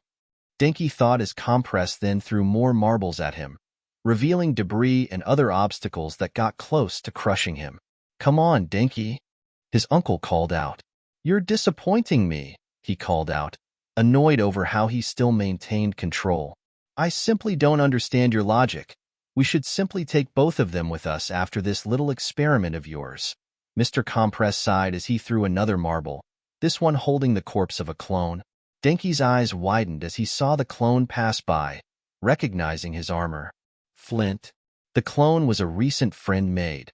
To see his corpse so callously used, Denki roared as he sent forth a torrent of lightning bolts, Mr. Compress dodging each one. "Come on. That's not enough yet, Denki. I saw what you were capable of at the Eye Expo. Show me more." Denki roared as he sent forth more lightning bolts, but Compress was still too fast. After a few minutes of this, his uncle had enough.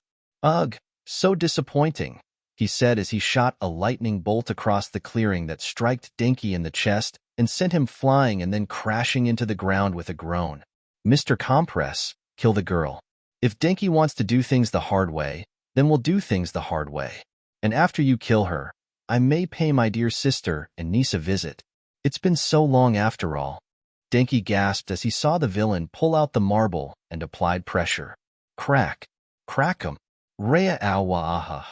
Denki had appeared in front of Compress with the speed of a lightning strike, his body bleeding heavily due to the strain he'd just put on it. With a lightning-infused punch, he sent him flying backwards and through a small tree, leaving him full of splinters and bruises along with some broken ribs while still being shocked.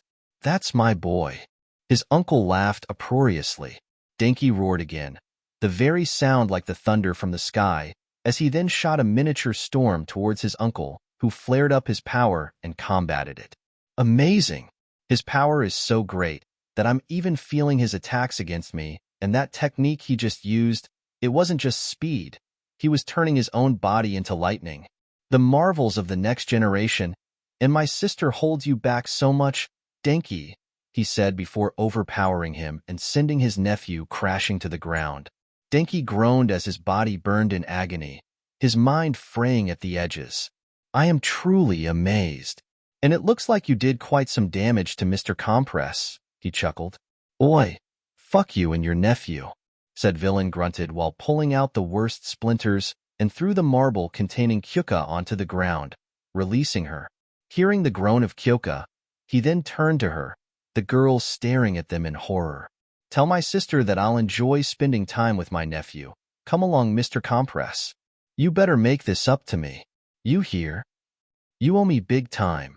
The half-fried villain sneered as he turned Denki into a marble and picked up a long stick to use as a cane. "Oh," he said as he turned back to face the girl. "I almost forgot my manners. My name is Relampago?" He grinned, just as Kurogyri's portal opened and the two disappeared into it, leaving the cuffed girl on the ground screaming her friend's name, being muffled by the gag while tears ran down her cheeks. "Why do I have to be so useless? 99. The ARC trooper groaned as he heard his name being called out over and over again, his ears ringing and his body hurting all over, most of all his leg and arm. What happened? He thought to himself, before the events hit him like a truck, making him try and sit up, only to feel every joint in his body aching. Eri. Kota. He muttered out, his vision still blurry as he saw several silhouettes surrounding him. "He's coming to. Bring the Bacta." He heard one of his brothers shout as his vision began to clear, the first thing he saw being Orion's face, his fellow Ark holding him. Something else he noticed was that his helmet had also been taken off. "Orion, what happened? I feel so tired," he muttered as his brother helped him sit up. "Thank Legion you're still with us, Vio." Orion sighed in relief as he pulled him into a hug. "Where are the kids?" "They're safe. Barb managed to evacuate the perimeter. Muscular has also been defeated and detained, thanks to you." "Now I remember. I punched the bastard, but why do I feel so rusty?" 99 asked, to which most of his brothers looked slightly grim, before one of them brought out a small mirror and showed him his reflection. What 99 saw was no longer the face of a young boy, but that of a man in his 60s, graying hair and slightly dimmed eyes. Wielding one for all, even for that short amount of time, had aged 99 several decades, and also made the damage to his leg permanent due to it not getting proper medical treatment. Well, now we at least know that Orivio won't get too many wrinkles, he joked, trying to lighten the mood, even a bit, which seemingly worked as a few of his brothers chuckled. Excuse us? Could we get some help? The somewhat distant voice of one of their brothers called out, making them look around, before one of them decided to look over the edge of the cliff to see several of their brothers that had been thrown off hanging onto their cables, the cliffside and each other. Ridgeway, Cliff Jumper, Trapper, Ransack, Crumblezone, Griff? The clone yelped in surprise as he spotted Sextet amongst the dozens of clones hanging there. Well duh. Now help us up, damn it. Our grip is slipping. Pulling the cables and reaching out hands, they quickly helped their brothers get off the edge and onto the platform once more. I just hope that Barb is gonna be okay. Ridgeway sighed, before being interrupted by laughter. It was from Muscular. You clones really are dumber than you look, just like all of the other heroes. Once I break out of Tartarus, I'll come straight for those two brats. It'll be cathartic to hear their dying screams as my first victims outside of that hole. He laughed, causing every clone on the cliff to turn towards him. The clones looked at each other as Muscular shakily got up to his feet before falling back to his knees. You'll never get rid of me. You have no idea what's coming for you clones and that brother of yours. What the big man has planned. The clones immediately tensed. If what he was saying was true, then that meant that All for One was planning something that would cause an upsurge of villain activity. What do you know of his plans? A clone asked. I don't know anything, but I do know that when it happens, I'll be right there to finish the job, Muscular grinned. And I'll enjoy hearing their screams before I snuff them out. Orion narrowed his eyes and stepped forward, blaster rifle in hand. He knew what he had to do. Any last words? This is not your country to rule. The fallen will rise again, Muscular chuckled. It looked like these clones knew how to make the hard decisions. Not today, Orion said as he fired. The corpse of the villain slumped to the side, his expression being a mix of surprise and glee. What do we do with the body, Orion? Thinking for a few moments, he looked back at his brother who had suggested it. We can't risk All for One getting this quirk. Muscular might be dead, but we don't know how All for One works to its fullest extent. For all we know, he could pull quirks out of corpses. So what you're saying is that we take it back with us to UA? No. I'm saying we wait until we get confirmation from a teacher or Mandalore on what we do with it. Orion replied. Just then, they all felt their connection to their older brother being cut, with a few of them collapsing in shock. No, Orion muttered in horror as he looked in the direction where the lodgings were while 99 began to tremble. Eri was still unconscious, so Coda, upon hearing the lack of fire, decided to scout ahead and see if there were any villains left. Heading outside, though, he was sorely regretting his decision. All he could see were bodies. The clones, droids, the big creatures that were attacking them. It reminded him too much of how he'd accidentally seen his parents' corpses. He heard coughing and a voice crying out to him, Kid, over here." Turning his head towards the voice, he had to cover his mouth so he wouldn't scream and accidentally attract more of the machines and monsters. Slowly making his way over, he looked at the familiar clone lying on the ground, the formerly white armor with green accents now covered in blood while the front of his helmet had crumbled, revealing his pale face. At least what he could see. The rest was under the body of one of those creatures, now with a large pike through its brain. "Barb?" Coda asked hesitatingly as he slowly made his way over, his entire being trembling with each step before his legs gave in after reaching the clone, now sitting right next to his head. "Be honest, kid. Am I hurt bad?" he asked. No, not at all. Actually, you're looking great. You've got good color in your cheeks." Barb, however, looked at him with an expression that told him he knew the kid was lying, most likely in an attempt to try and fool himself that none of this was real. "No, I can see it in your eyes. I'm a goner," Barb coughed, before looking back at the trembling kid. "Help me up, Coda," he asked, to which he looked around a bit in confusion, before settling with just holding his head, trying to imitate how his mother used to hold him. "I can't feel my legs." Barb muttered as Koda's eyes began to move around frantically, trying to see if there was anything that could be used to help. Why have you got to hang in there, Barb? I'm going to find help. There has to be someone. Somewhere? Koda's trembling voice quickly died down to a mutter as he looked around, finding only corpses and wrecks in the torn-up forest. Kid. I'm sorry. B. Barb. You're B brothers. Everyone back at the lodgings are waiting for you. Please, don't leave them behind. Kid, this is what heroes do. I don't doubt that you parents wanted to come back to you, just like I want to see my brothers again, Barb began before coughing out. But we do this to save kids like you. Barb. Kota whimpered. I need you to do something for me, Koda. You gotta keep Aries safe, alright? I know you hate heroes and quirks and all that, but just this once, you gotta be one, alright? If not for mine, then Aries' sake? He said, gently grasping his hand. Koda whimpered again and nodded. Thank you. My hero. Barb breathed out before his hand slowly let go, his body going limp with one final breath. Barb. Koda whispered as tears he had fought with all his being to hold back finally broke the dams and flowed freely. After a few minutes, he heard a rumble in the distance and gasped. Eri. Koda swallowed heavily as he stood up. Looking back at Barb, he gave him a nod and then ran off back towards the cave. He could hear voices shouting, familiar voices, and saw flashlights in the distance. Hey, over here. He cried out from the entrance of the cave. Kota? Kota. Where are you? Mandalay called out, desperately searching everywhere for her nephew. With Ragdoll down, they wouldn't be able to check if Koda was all right. A few clones were next to her, looking around with flashlights and keeping an eye out for any more enemies.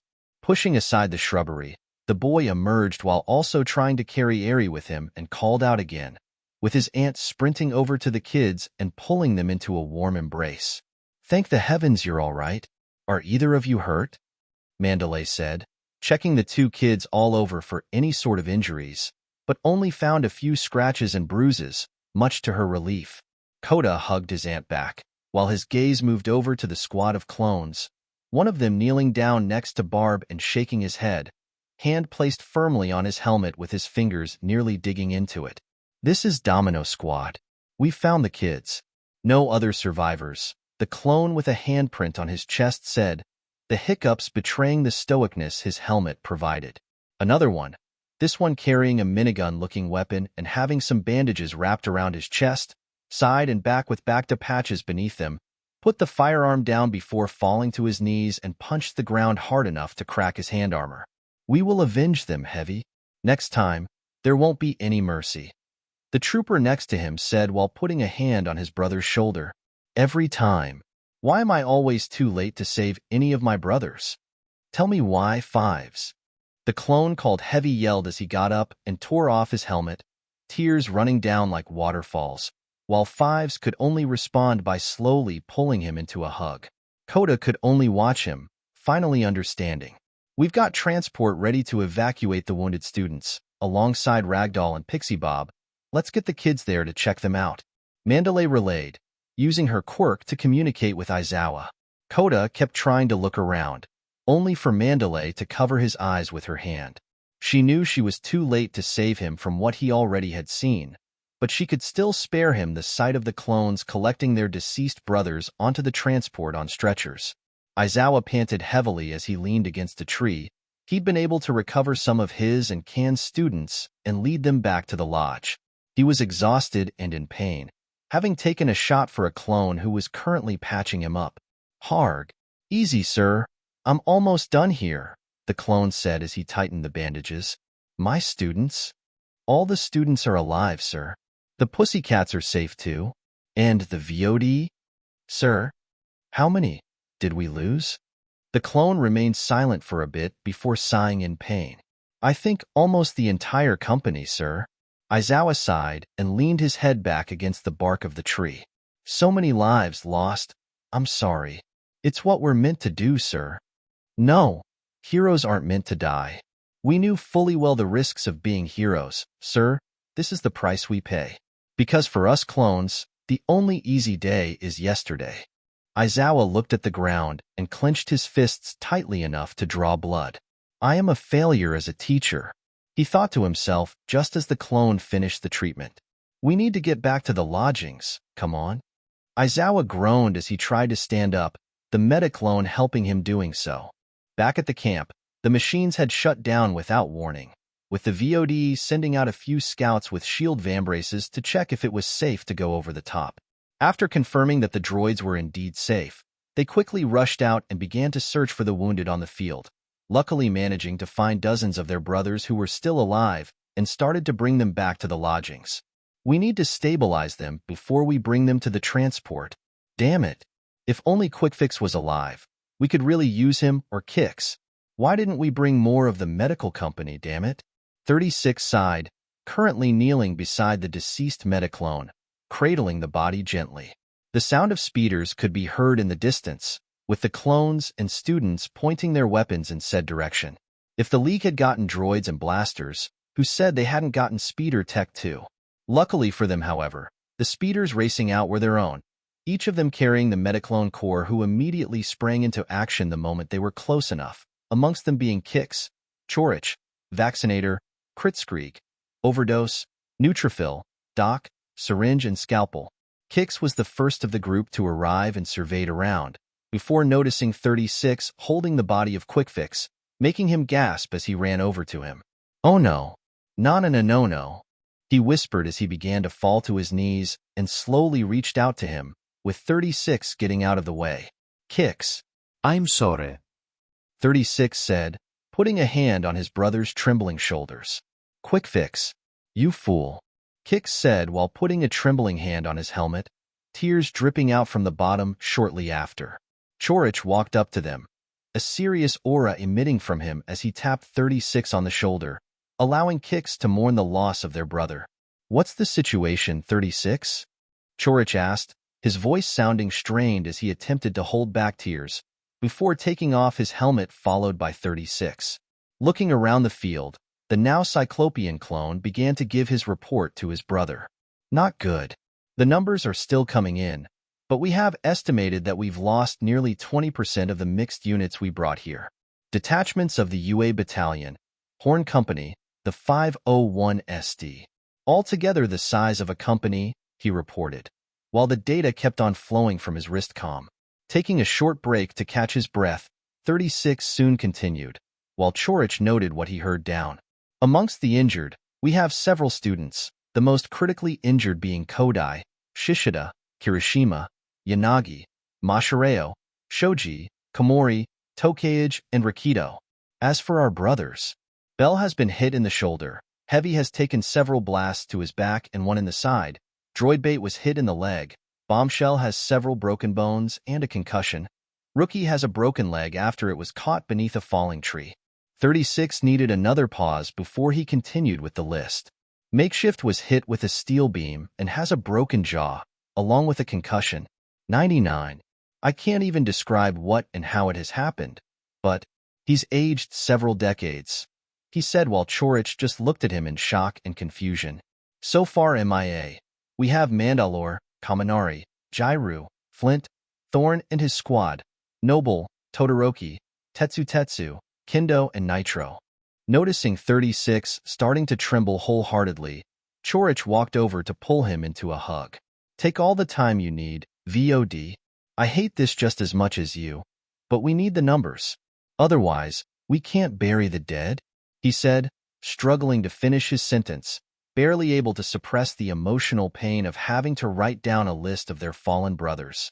While the clones and students helped to attend the wounded, sounds from the forest were suddenly heard, with several of them starting to point their blasters and vambraces in said direction, before Tetsu, carrying an unconscious Itsuka, stumbled out of the foliage with a few other students and battered brothers. It's Tetsu and some of the missing students. Running towards them, they immediately got assisted by several clones and their friends, starting to lead them to the camp. What's the status? Anyone hurt? Luckily, most of it is bruising and strain. However, Itsuka had to be stunned so she wouldn't throw herself into the fray, Tetsu said, before hearing a small groan from the girl on his back. Tetsu? Itsuka then gasped and pushed off his back. Thorn! Damn it, Kendo! Tetsu yelled as he fell to the ground, while Ibara and Momo tried to reach out after the redhead, who sprinted back into the forest, praying to whoever was listening that her boyfriend and his brothers were okay. After her, we don't know if there still aren't activated droids out there, or God forbid, Nomu. Momo yelled as she began to give chase along with 36, Ibara, Tetsu, and Hagakure. Ignoring her friend's shouts, Itsuka kept on running, her mind hellbent on getting back to the clearing as fast as possible and hopefully finding Thorn alive and well. Bursting through the foliage, she got back to the forest opening where she, Tetsu, and Thorn had been with his squad before she had been stunned. What she found made her gasp in horror as she slowly brought her hands up to her mouth. Bodies and wrecks. Hundreds of wrecked droids and dozens of dead clones were strewn around the place, each clone having seemingly taken 15 or so droids with them if the body ratio were anything to go by. Slowly walking amongst the fallen, careful to not step on any of them, her foot bumped into something that emitted a strong heat and looked down to see the rotary blaster that was Thorn's weapon of choice, the hammer, with its barrels bent, having seemingly been used as a bludgeon. Feeling her heart rate increase, she quickly scouted the area with her eyes and saw a huge ring of droids lying in a small mound around something and rushed over there. Climbing over the machinery, she looked into the middle and stood frozen for several moments that for her felt as an eternity, not noticing her tears welling up in her eyes as she rushed down into the middle and slowly approached what she hoped was only a cruel joke and carefully sat down, not caring about the staining the puddle of blood created on her. Reaching out, she ever so gently put her hand behind Thorn's head, the clone lying still and limp, the little warmth left in his body fading fast, all while a bit of blood dripped onto her from the knives still stuck in him. No, please no, Thorn. She cried 9UT as she hugged him, uncaring of the blood that was now staining her clothes. You promised. She screamed. You promised. You promised. You promised. She then completely broke down over his body, heart-wrenching sobs racking her body as she tightly clutched his armor. You promised we'd fight together, she sobbed, before she gently intertwined her fingers with his, clutching his hand tightly as she kept on holding him close, tears dripping onto the helmet, before she heard something from the inside. Something that sounded like it was playing on loop. She took off the helmet, trembling at the sight of Thorn's face. Despite having without a doubt been in pain, he was smiling, even had a serene expression, making her wonder just what it was that was playing. Putting on the headgear hesitatingly, her jaw dropped ever so slightly when she saw the inside of it. One of their outings to the gardens, where Thorn had first asked her out. Their first Keldabe kiss. Their time at her house where they worked on her motorcycle. Everything. Feeling her heart clench in her chest, she slowly hugged the body once again, never taking off the helmet, and began to sing. After some time, the others that trailed after her, already exhausted by going through the forest once, meaning they quickly lost sight of the big sister of Class 1B. A squad of clones had followed them and after some time, managed to find the clearing where Thorn and his squad were last seen. It was an absolute massacre. Droids were scattered all over the clearing, hundreds of them cut down by blaster fire in all ranges. However, as they got closer, they began to see the corpses of clones, beginning from a line and ending up in a circle with some buried beneath metal and circuitry. Dust was high in the air, obscuring their vision in certain areas of the battlefield. But they could hear somebody singing, "Heal what has been hurt." Elsewhere, Spartan wandered through the forest to search for any possible survivors who had gotten lost in the forest, before he heard the crackling of electricity somewhere and ran in said direction, DC-17 ready to fire at any potential threat, as he slowed down and began to walk into a clearing, constantly having his eyes down the sight until he felt his foot bump into something and looked down to see a helmet with a broken visor. Noble, he gasped as he slowly knelt down and picked up the helmet and began to look around for his younger brother and disciple, searching under every droid wreck and the foliage in an attempt to find the body. The only thing he found, however, was a pool of blood with no sign of a body anywhere, before he noticed how these droids looked different and knelt down to examine them. Their armor is thicker, yet they're still skinny enough to be nimble. Almost like our commandos, he muttered as he picked up one of the swords stuck in the ground and examined it. A vibrosword? How did they acquire our technology? Not to mention these blasters. Spartan asked himself once more, while noticing that the quality of the gas-driven blasters were of shoddy quality. Something else he also noticed just now was one of Noble's cut-off hands. They must have torn him apart with these things. The ARC trooper sighed solemnly and slowly took off his helmet as he sat on his knees, holding Noble's helmet in his hands, and looked at it. "Forgive me, Noble," he whispered, and for the first time ever since the USJ shed tears. "Change the fate's design. I'm sure I saw some electricity over here a short while ago. Come on."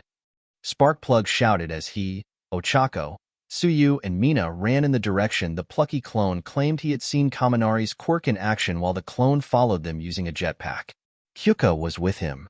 "Oh, I hope they're okay," Ochako said in a worried tone as she jumped long distances with Tsuyu after using zero gravity on herself, while Mina skated along the ground by excreting acid from her feet.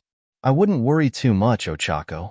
Remember, those two would literally die for each other after Island," Mina said, trying to sound assured, but had a hard time believing her own words. "That's exactly what worries me, Mina. You know that those two don't think before acting around each other. So imagine if one of them got hurt by a villain and the other flew into a rage. Especially Kaminari, if what he told us about the incident on Island is to be believed. Let's leave Island out of this, hey. I found her. Kyoka." Mina ran to the struggling girl and quickly released her bonds, the latter coughing as she was finally ungagged. Then they heard the sobs. "I'm so useless." Hey, Kyoka. What's wrong?" "They took him." Kyoka screamed. "They took Denki, and I couldn't do anything. He just wrapped his hand around my throat and I froze and I couldn't do anything, dash." Hey, easy Kyoka," Mina said as she hugged the panicking girl who was mumbling some other things, before trying to do a series of tricks and other things to help her catch her breath. "It's okay. Just breathe. We'll get him back. Just breathe." Mina tried not to think about the clones that were dead and her friends that were seriously hurt. "Just breathe. Save what has been lost. Bring back what once was mine." Itsuka gasped out in tears as she held Thorn's body closer, caressing his face. Tetsustetsu gulped as he saw Thorn's smile even in death. What once was mine? The group could only bow their heads as they approached. The early morning air was silent.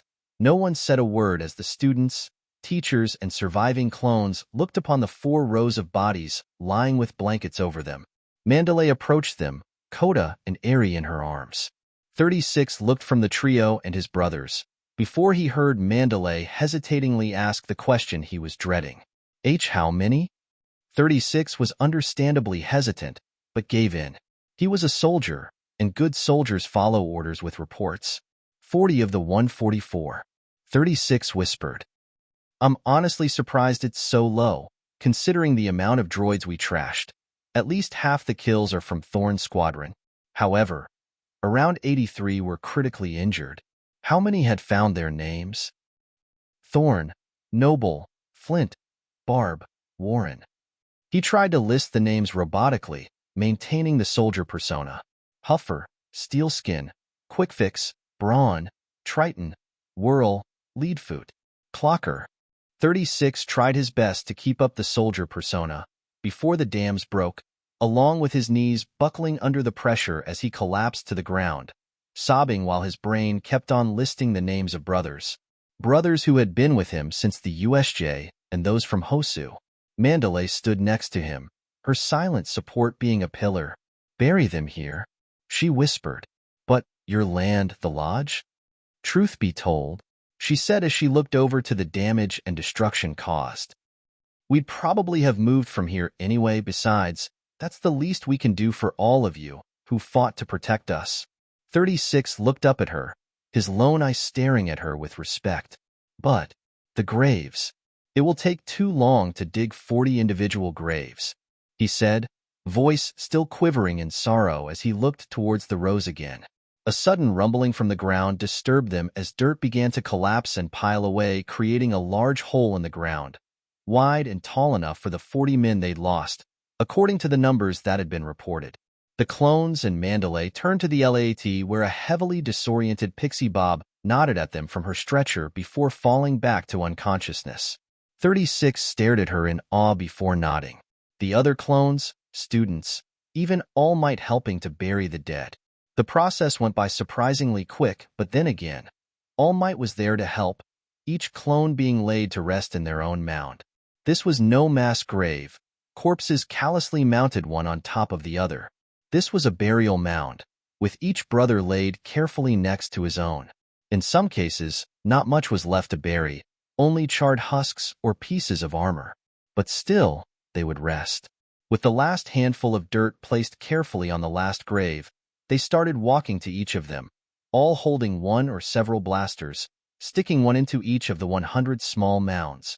The deceased clones' helmets were placed on top of the weapons, the last one to be placed being Thorn's, Itsuka personally putting it there after slowly and gently putting her forehead to it one last time.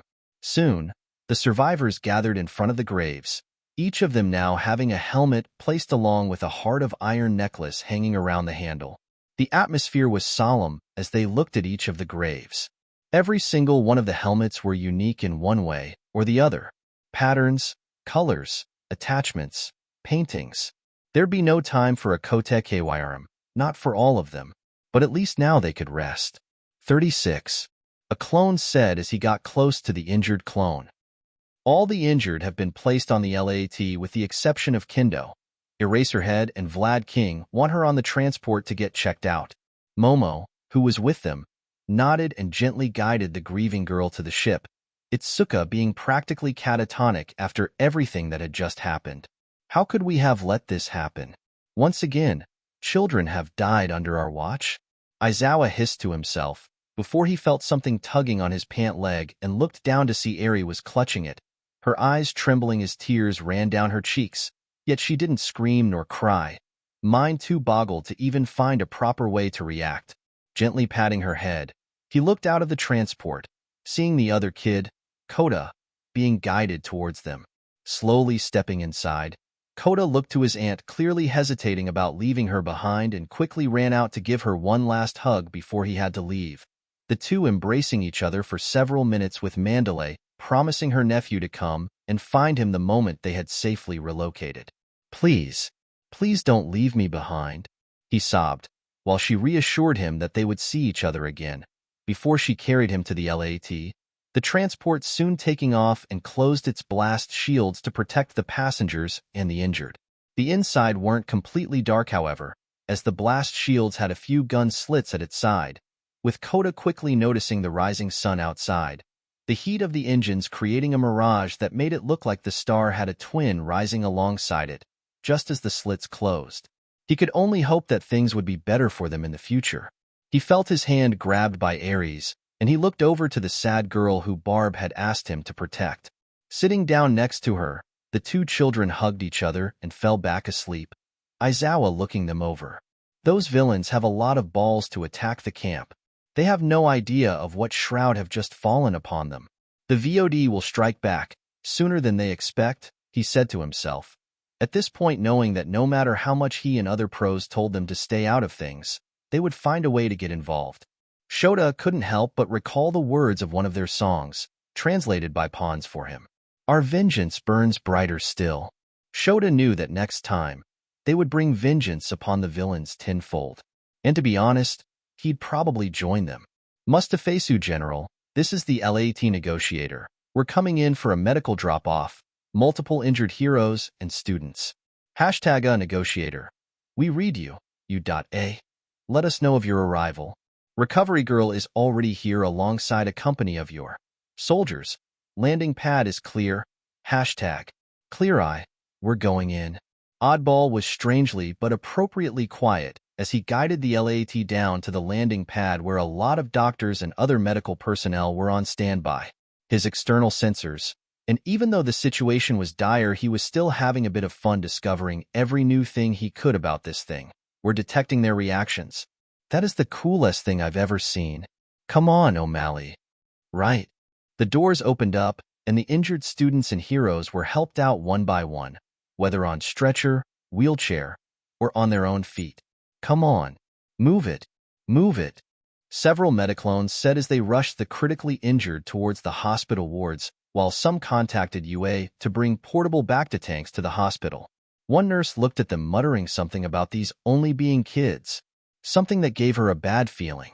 You don't think that U.A will begin to employ child soldiers in every situation now, do you? Why do you say that like it's something new? Basically, every hero school employs child soldiers. They're just hidden beneath the title of heroes. Another one sighed, clearly uncomfortable with the hero system. You have no idea how many of these guys I've treated after their graduation. What kind of injuries are these? They look like cauterized bullet wounds.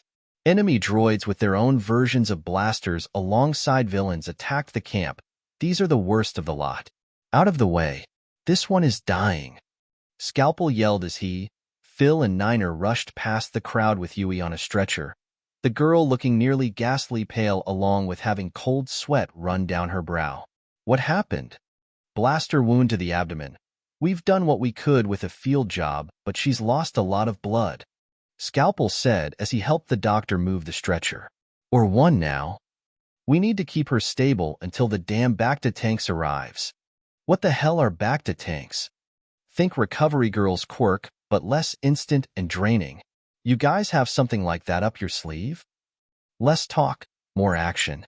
The last to get off of the LAT was Kendo, who in her hand held one of the knives that had been stuck in Thorn's body, the redhead looking at it in her gloved palm as she clenched it.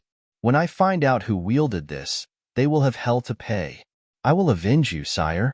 I promise, she sneered, gently putting her hand on the cyan shoulder pad she was now wearing.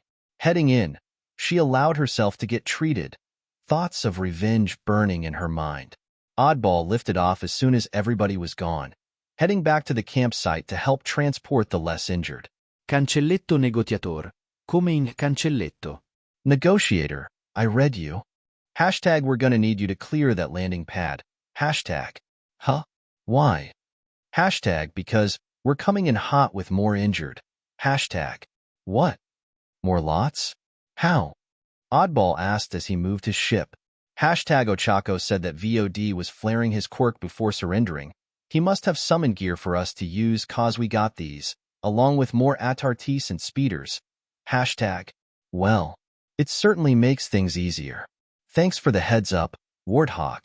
Oddball then relayed the information to the hospital and more nurses came out to help the lower priority cases that were now exiting the lots.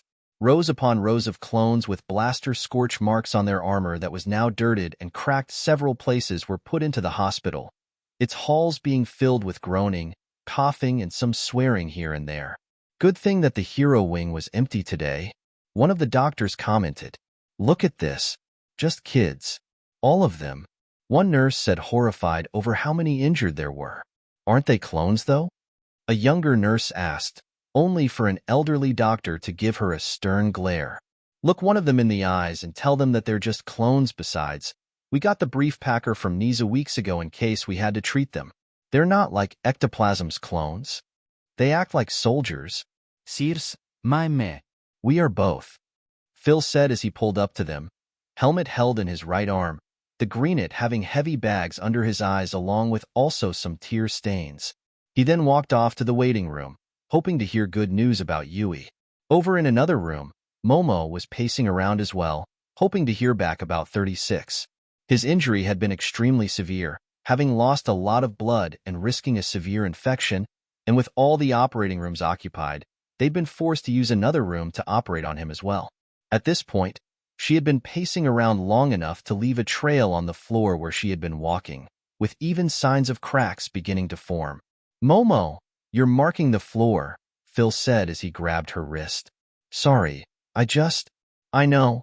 Yui's parents are already on their way. Some of the boys from UA are picking them up by speeder, he said as they sat down. What about Yanagi? From what I understood, she nearly had her windpipe crushed by Grievous. The doctor said that both her and Jiro need some light throat surgery.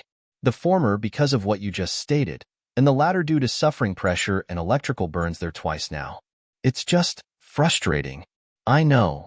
After a few more hours of waiting, parents began to file into the hospital. Yui's parents immediately hugged Phil. Any news? Not yet. What happened? She saw one of her friends, one of my closest brothers, Bell, be hit in the shoulder and knocked down. It caused her to lose her temper and get out of cover to destroy the machines who'd hurt him, but she ended up taking a shot to the stomach and burning her wrists due to the equipment she used, despite managing to destroy a great lot of them.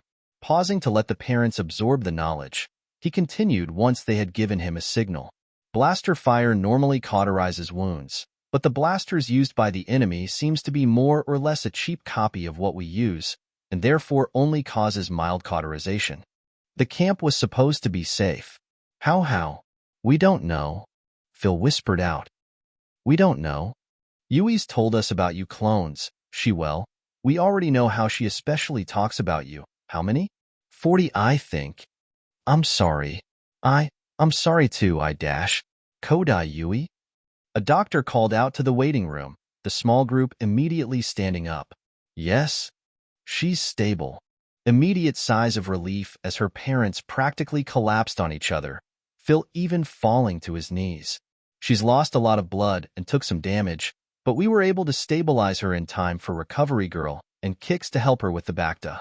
Truly a marvelous piece of technology. She's currently recovering in the Bacta tank and we'll keep her under observation for the next few days. Can we see her? Her mother asked. Yes, but she won't be responsive. The doctor then led them to her room, where she was currently submerged in the healing fluid. Her parents leaned against the cool metal, her mother sobbing in the relief and agony of a child hurt but still alive. Phil stood off to the side, but was soon enough dragged down with them. Momo observed them for a bit before a nurse closed the door, cutting off the noise. She was tired, extremely so, but she wouldn't rest until she knew that 36 was all right. CT 3636? Momo's eyes widened in surprise as she stood up and approached the doctor. We did what we could. Momo's heart dropped, but we weren't able to save his eye. Momo let out a deep breath and shuddered as she leaned against the wall. A fellow doctor smacking her coworker upside the head. O'Malley, what did I tell you about wording things properly? Sorry, Dr. Bailey. Sorry about him, hun. We're here on foreign exchange program. His Japanese could use some work. Anyway, he's alive and well. We managed to save the eye itself, but he'll be completely blind in it. So far, no signs of infections, but he's on mandatory bed rest as he recovers. Momo sighed in relief and was guided to 30 SIXS room. Some good news, though. Maybe with that Bacta stuff you guys have, he can have his eyesight restored, but that's a pretty big if. O'Malley. What? I'm just giving her all the facts. Pretty big ifs are not facts. It's fine. I appreciate the sentiment and I hope that your words ring true, Doctor, Momo said as she sat down next to 30 SIXS side. Oh, he did ask me to tell you something before he went under. I think he was worried that he wouldn't make it. What is it? Wolf, with 2 Fs, not sure what it means, but he wanted me to tell you that. Momo blinked before smiling softly, tears trailing down her face. Wolf, of course you'd use that, you fool. The doctors quickly left the room, and she was left alone until her parents arrived, also worried but extremely glad to see her safe and sound. Elsewhere in the hospital, families were reunited. However, not every reunion was a happy one. Kyoka sobbed as she was hugged by Denki's mother after waking up from her surgery, the woman comforting her even as she blamed herself. We'll get him back? Blitz, who was standing next to Karai, was holding Hoshiko, the clone's helmet hiding the fact that he was clenching his teeth hard enough to draw a bit of blood due to the League having the balls to kidnap his friend. Kyoka, unable to speak for the moment, wrote down a few things. Relampago, uncle, alive, fight, powerful Denki taken. Karai trembled in fury. For whatever reason, however it may be possible, her fallen brother was still alive. And he'd stolen her son. She killed him once. She'll do it again. Her dark thoughts were interrupted, however, by Mika Jiro along with Kyoto Jiro rushing into the room. The two parents quickly pulled their daughter into a hug, careful to not touch her currently healing throat. Karai could only hope that her son was all right, and that soon she'd have him in her arms again. Izuku remained with his head tall. Even though he was amongst enemies, he remained comforted by the presence of his predecessors and the assurity that his friends and family were safe. He knew that he'd lost brothers, but he would mourn them later. He did, however, take a certain pleasure in hearing that they got their due. From what he'd heard, Grievous, Spinner, and Dabi had lost limbs, and Muscular and Moonfish had been killed alongside many Nomu and droids, and Mustard had been captured. Good. Granted, that probably wasn't the proper response to the deaths of villains, but after everything that had happened, he didn't have it in him to care. Kurogyri had first made sure that he would look presentable, allowing him a shower and giving him some food. Although he was tentative at first, if what Beer had told him was true, All for One would not stoop so low as to poison him, especially if what Shigaraki said was true. The cuffs slightly chafed, and he could feel his connection with the mindscape muffled, including the presences of Nana and Hikage. He took comfort in the fact that he could even feel them at all. The last black portal that he would enter gave him pause, but he took a deep breath and moved forward to the other side. Well then, it certainly is a pleasure to finally see you again, little brother. The menacing baritone sent chills down his spine, paralyzing him to his core. And I've been waiting to meet you, young Nine. Or which name would you prefer I use? Izuku swallowed as he finally saw the man.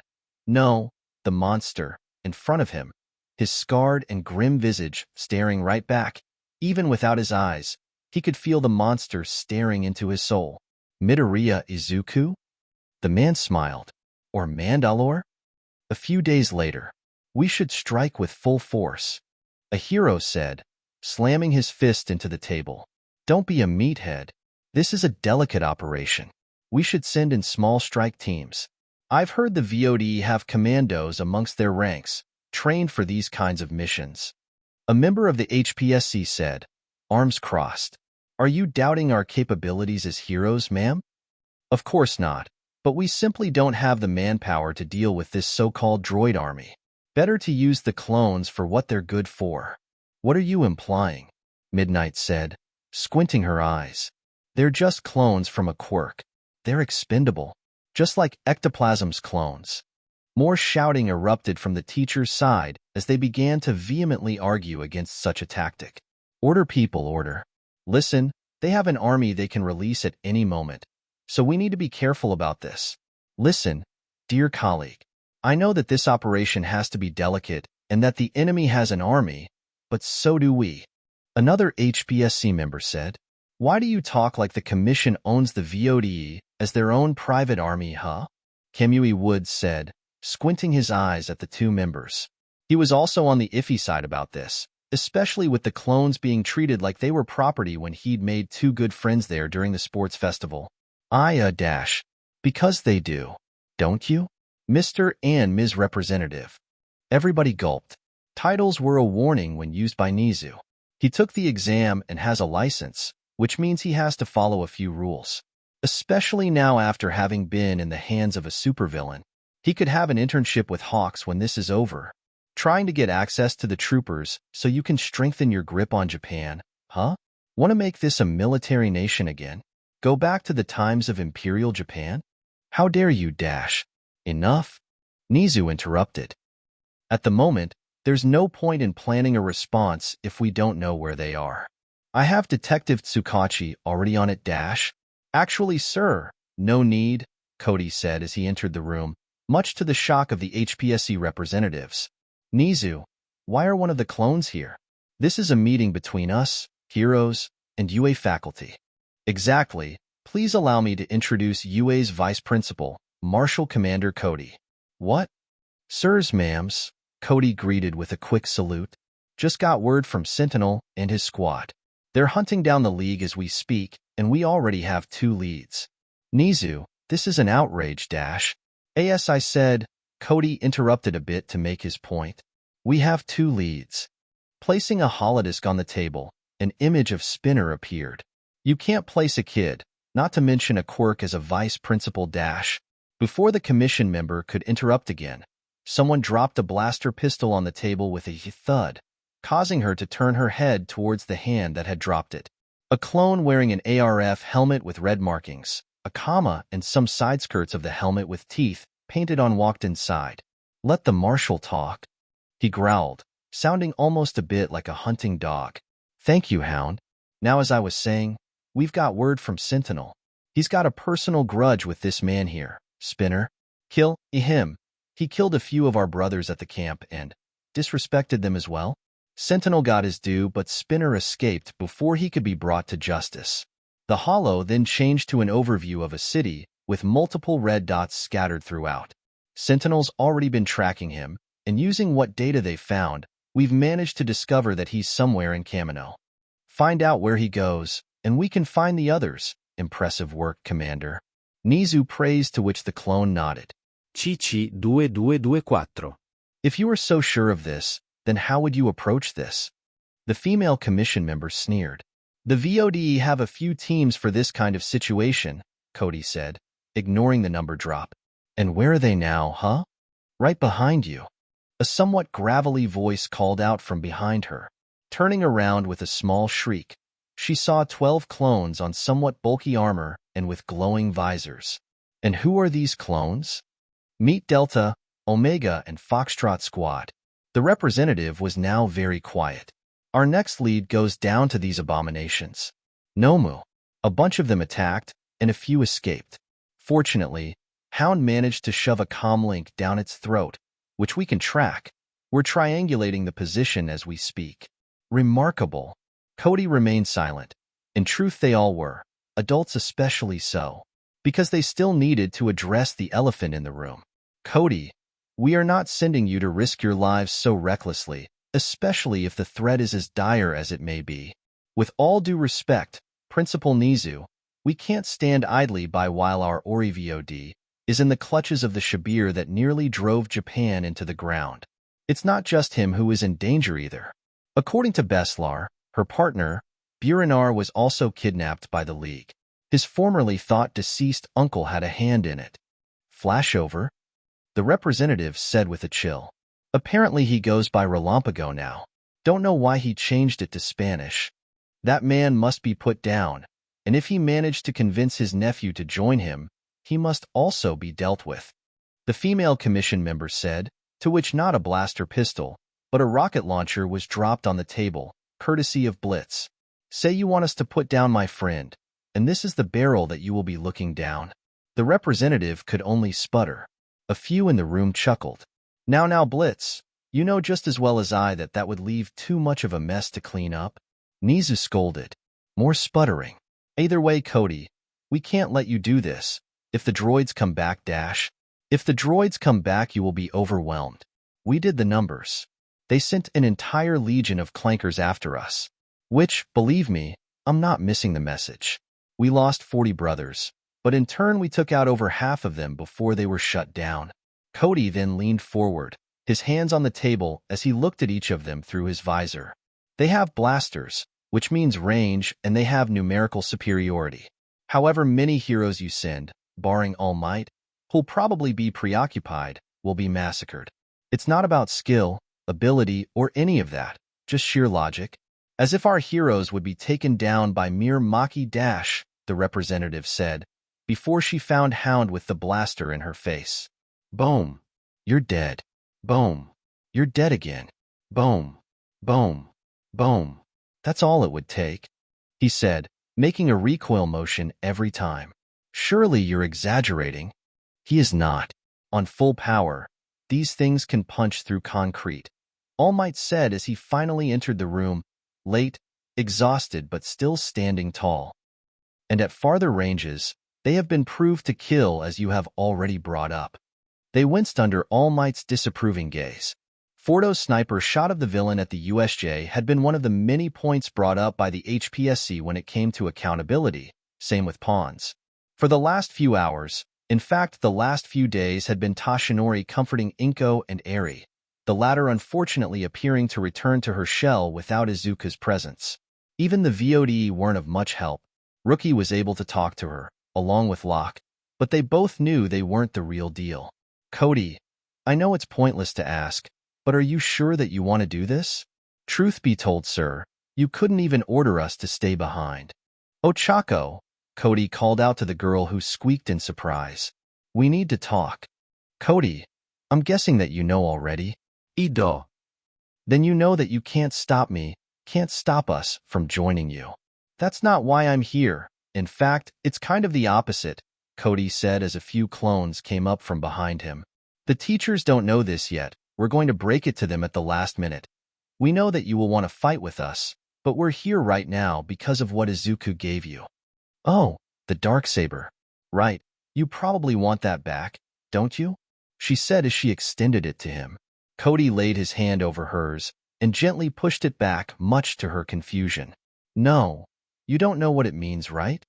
He asked, to which she shook her head with a confused expression, one that quickly turned to shock as the clones slammed their vambraces twice. We are at your disposal, your avity. Lead us well, they said in unison. What? A stipulation from the HPSC. Unfortunately, one of the things Nizu was forced to concede with to ensure that Izuku could gain his license so early.